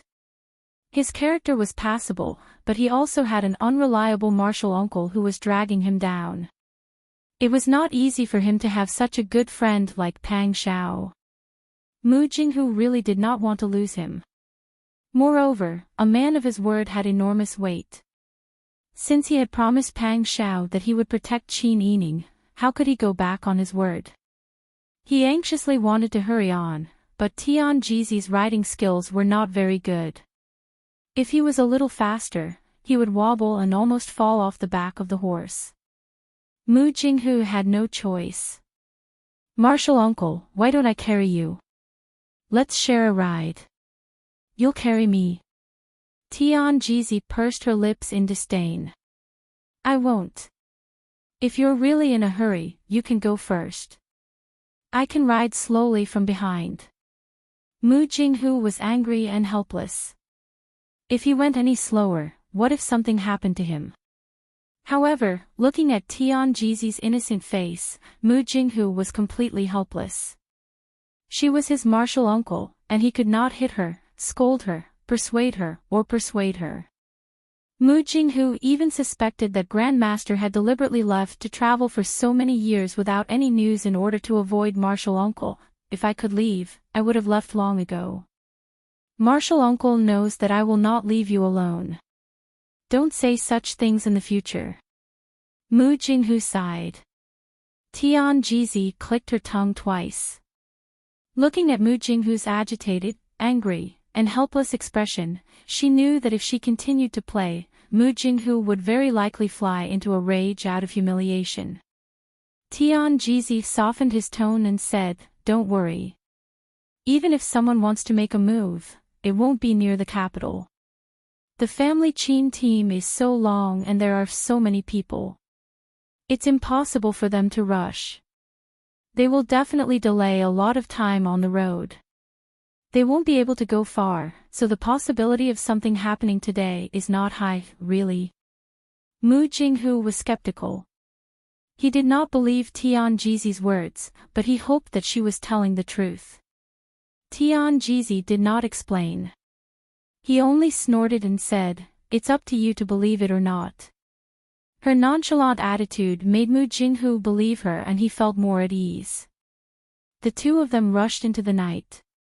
Tianjizi's speed was getting slower and slower. She sat on the back of the horse and complained. My thighs hurt. My old waist is going to break from the bumpy ride. I'm so sleepy.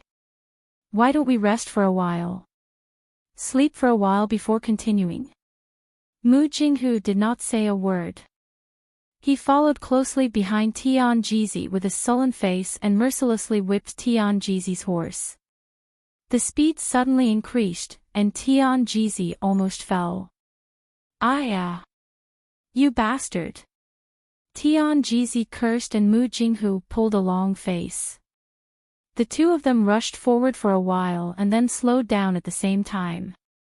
There was a faint smell of blood in the air. Tianjizi suddenly looked serious and said, Something might have happened. Mu Jinghu's heart almost jumped out of his chest. It can't be the Qin clan, right? He knew that Qin Yining did not have a single follower. His companions were all bandits. But if the bandits really killed someone, the smell of blood would not be so strong. The further they went, the stronger the smell of blood in the air. Mu Jinghu became more and more nervous. The smell of blood from one person's death could not be so strong. Could it be that the whole group was slaughtered? Could it be that your majesty made a move? Mu Jinghu was anxious, so he increased his speed. Tianjizi was furious. He said in a low voice, "You better be careful. What's the hurry?" But Mu Jinghu's horse had already galloped far away. After making a turn, Mu Jinghu slowed down. Under the pitch-black night, a bright moon hung high in the sky. The cold moonlight clearly illuminated the hell-like scene in the wilderness. Near and far, there were corpses everywhere. Not to mention rivers of blood, but this scene was really too spectacular. The pungent smell of blood made people uncomfortable. Even Tianjizi and Mu Jinghu felt a burst of nausea in their hearts. "Martial uncle, this." Mu Jinghu suddenly stopped talking. He looked in the direction of the forest defensively. From the deep ditches by the roadside, in the grass, and in the forest, more than 100 people were rushing over with weapons in their hands. The weapons in their hands shone with a cold light under the moonlight, making people feel timid just by looking at them. Mu Jinghu's heart skipped a beat. He held on to Tianjizi's reins tightly. The other party was obviously well trained. They were different from the usual guards. Each of them had an awe-inspiring aura and concealed a murderous intent. Tianjizi clicked his tongue and said, "This is bad." As he said that, he urged his horse to move closer to Mu Jinghu. Mu Jinghu pursed his lips. Just as he was about to open his mouth to ask, he saw the encirclement separating. A very familiar person walked out. Mu Jinghu could not recall where he had seen this person before. His brows gradually furrowed. Mu Jinghu could not recall this person, but this person recognized him at a glance. "Catch him. He is one of Prince Zhongshuan's men." "Yes." More than 100 people immediately responded. They waved their weapons and rushed forward. Mu Jinghu finally grasped a thought that flashed through his mind. Wasn't this person the one who had followed Qin Yining to Jianchuan City and caused havoc in the Qiu family? So these were the Qiu family's troops. In that case, the hundreds of corpses on the ground were all the Qiu family's doing. Did they kill Qin Yining as well? Mu Jinghu gritted his teeth. He was unable to restrain his anger. He pulled out the flexible sword that was coiled around his waist. There was a buzzing sound in the air. The flexible sword that was originally hanging by its side suddenly became as hard as steel in Mu Jinghu's hand. "Whoever dares to come near, don't blame me for being merciless." Mu Jinghu's aura was too frightening. The Qiu family's troops were so frightened that they slowed down their footsteps. Mu Jinghu saw the opportunity. He pulled Tianjizi's reins and rushed out with her. The two of them rode on horseback. Their main goal was to break out of the encirclement. The speed of their horses was naturally not slow. When the other party was unprepared, they gained a temporary advantage. However, the people sent by the Qiu family this time were more well-trained. Mu Jinghu originally wanted to take Tianjizi by surprise and rush out. But now, he was stuck like a sticky cake. Moreover, the Qiu family did not care about the rules of the Jianghu. More than 100 people actually took turns to fight with Mu Jinghu. Mu Jinghu's eyes were frosty. When he thought that Qin Yining might have been killed by the Qiu family, he was filled with resentment. He really did not know how to explain this to Pang Xiao. In a fit of anger, Mu Jinghu rushed out even more ruthlessly. The Qiu family did not show any signs of weakness. They all went to chop off the legs of the horses. Mu Jinghu dodged in time. But that was not the case for Tianjizi. She was not an expert at riding a horse. Now that she was surrounded by so many people and was exhausted from rushing for half the night, she could not do anything when she saw that someone was coming to chop off her horse's leg. Tianjizi cursed Qin Yining in her heart. She should have killed him back then. All of her predictions were very accurate. It could be said that she was confident and had the ability to predict everything in the world. But when it came to Qin Yining, everything would be out of her control and become unpredictable. Qin Yining was the biggest variable. At this time, Tianji's heart was shocked and scared. Could it be that the disaster that she thought she had escaped had once again happened unexpectedly because of Qin Yining? The horse's leg was chopped off and it fell to the ground with a loud neigh. Tianji screamed in fright as he fell down with his eyes closed. Before he landed, he had already imagined himself being hacked to death by a flurry of blades in his mind. In the nick of time, Mu Jinghu forcefully withstood the other party's sword and extended her arm to catch Divine Predictor Z. In any case, she helped Divine Predictor Z break free from the falling force. He fell to the ground with his limbs spread out. Fortunately, he didn't fall to his death. But at this time, everyone was attacking together. Mu Jinghu dodged the incoming sword, and Tianji was once again exposed to the enemy's sword. "Stop it! Or I'll kill her." Qiu Feipu strode forward and lifted Tianji up by the collar with one hand, while the other hand grabbed a sword and pressed it against Tianji's neck. A line of blood flowed down because he could not control his strength. "Stop, stop, stop! Stop!" Tianji was so frightened that he screamed miserably. Mu Jinghu turned around and saw that Tianji was taken down. His heart went cold. It's over, it's all over now. He originally had the ability to take Tianji and escape from here, but Tianji was caught at this time. He could not ignore her life and death. Could it be that this was the bloody disaster that she had foreseen? Still not stopping. Qiu Feipu sneered, "I know you are the Prince Zhongshuan's bodyguard, and I also know that you are Qiu Feishan's husband. As long as you surrender, I won't kill you. Otherwise, I'll end her right now." Mu Jinghu's heart beat faster, and the hand holding the sword tightened and loosened and tightened again.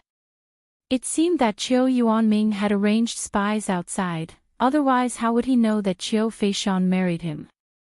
Tianji had a knife on her neck, and the stinging wound stimulated her emotions even more. "You still don't agree? Do you want to take the opportunity to kill me?" Her shout finally made Mu Jinghu make a decision.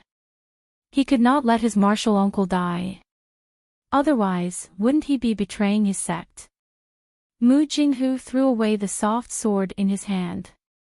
The Qiu family's men of sacrifice immediately stepped forward and tied Mu Jinghu's arms behind his back. They took a rope and tied him up like a dumpling.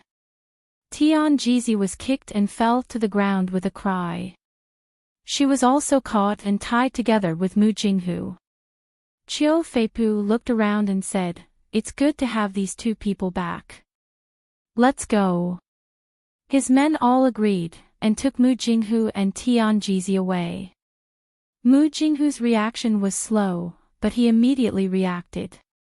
Just now, the man said that it was good to bring them back to report.